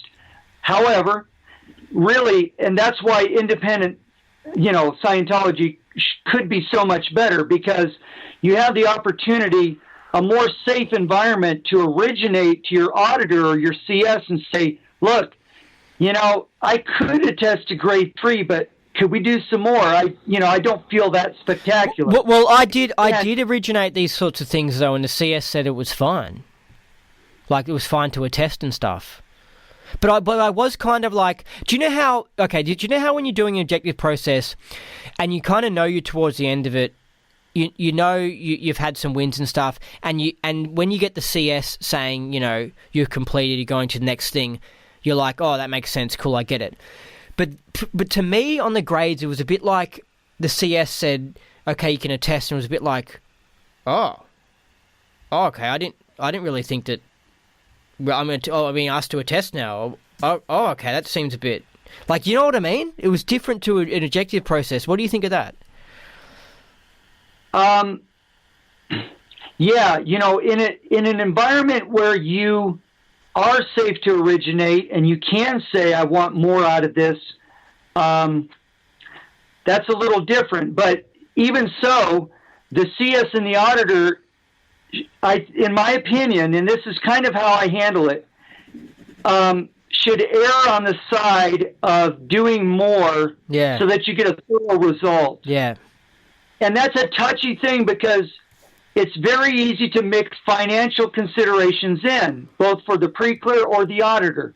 The auditor's going to have more to do. However, we're looking for an honest result, because that's really the best, thing you can do with Scientology, is stay in the realm of honest results, so that you don't, linger feeling like you didn't get what you might have gotten.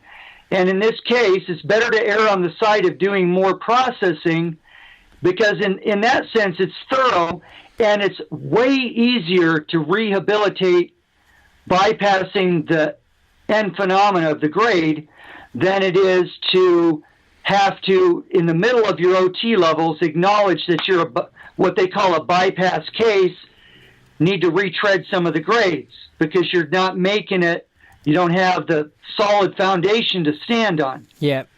Yeah, well, it's interesting because GAT1, it seems that people bogging down a lot, and I'm pretty sure that I wouldn't have done, if I was doing the grades GAT1 in the church, I wouldn't have been as fast as I was with GAT2 at all.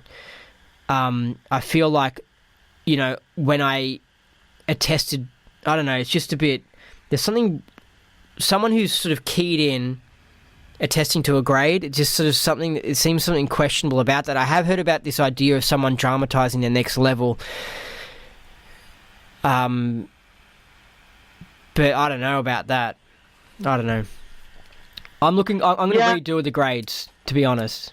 Sometimes when you feel that way, and it's a CS judgment, case supervisor judgment, there may be more to do, but it's also sometimes a correctionalist is called for, because sometimes you bypassed some charge, or your case has gone into a new higher level, so you're missing different kinds of withholds than you're used to missing or giving up.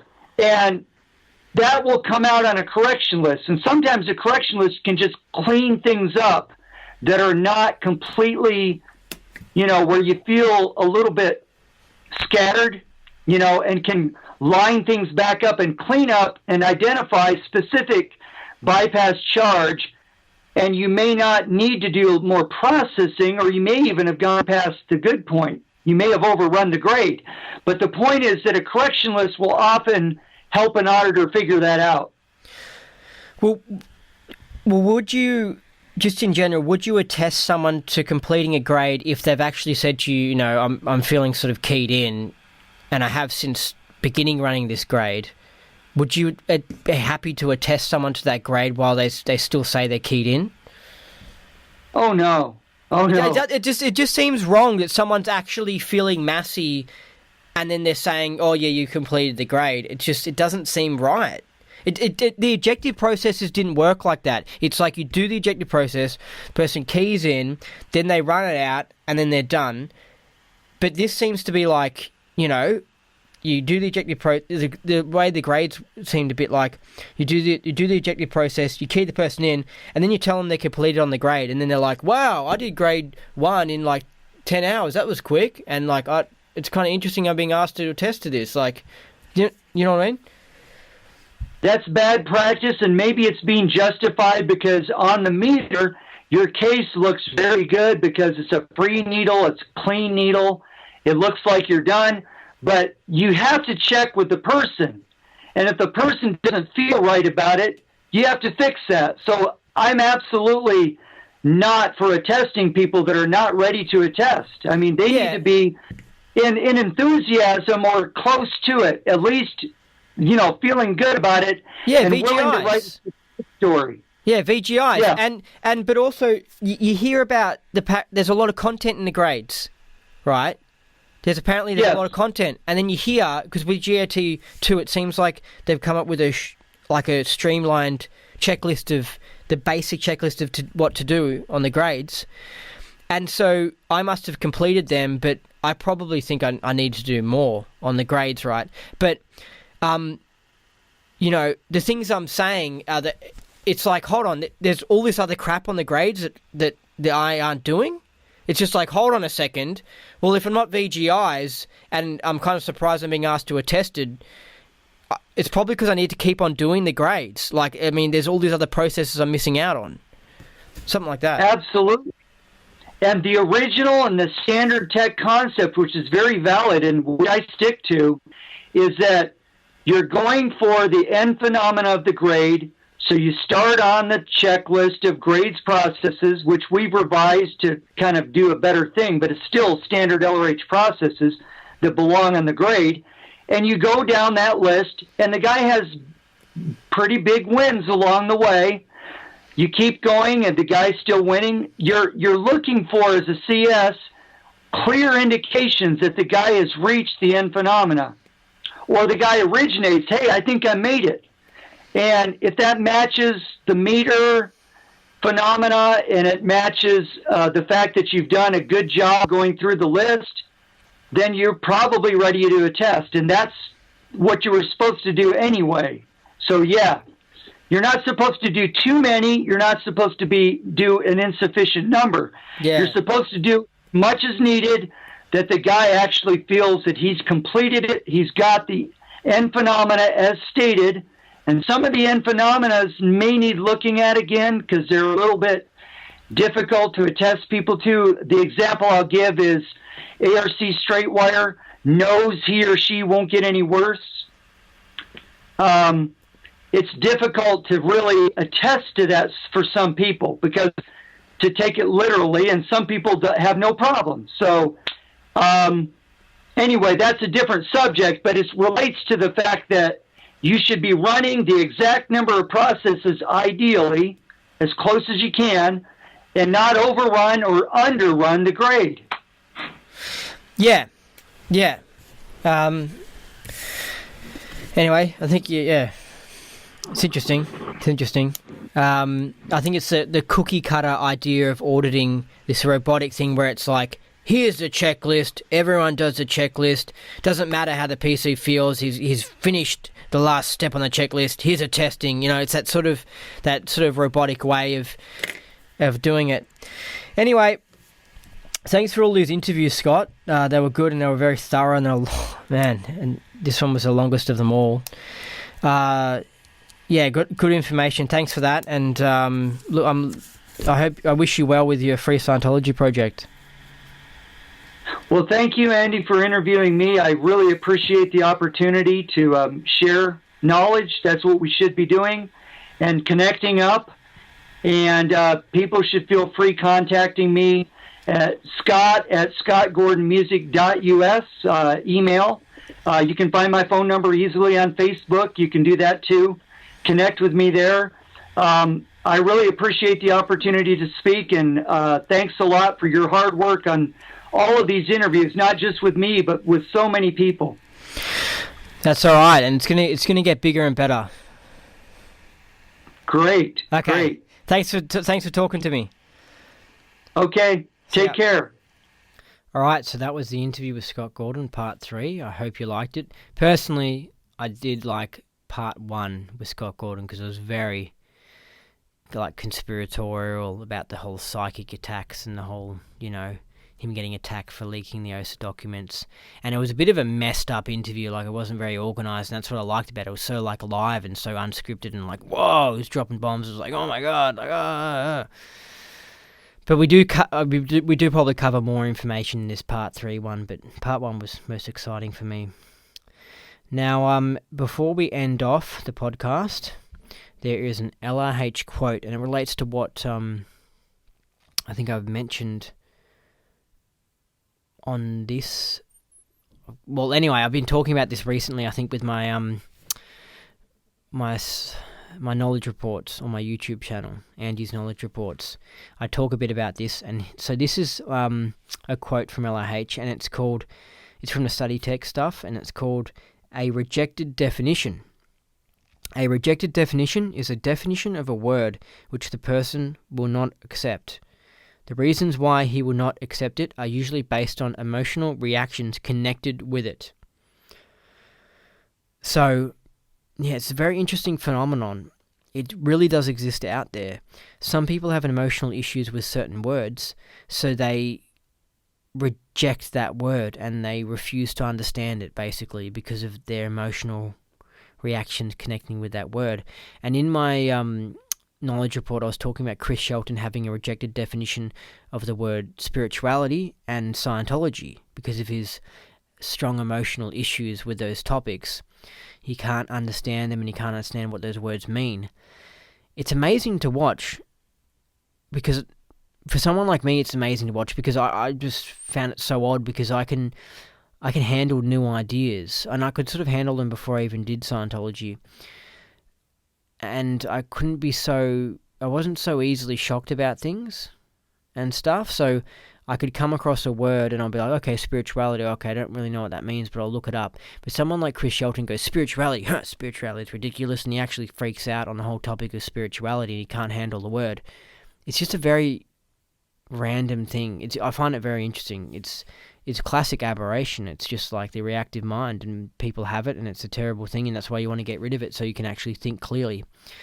Anyway, that's it for the podcast. It's time for you to climb back out of this rabbit hole, out of this funky Scientology world. If you like this adventure, make sure you subscribe to the podcast. Thanks for listening. I've been your host, Andy Nolch. And until next time, take care of yourself and get up that bridge.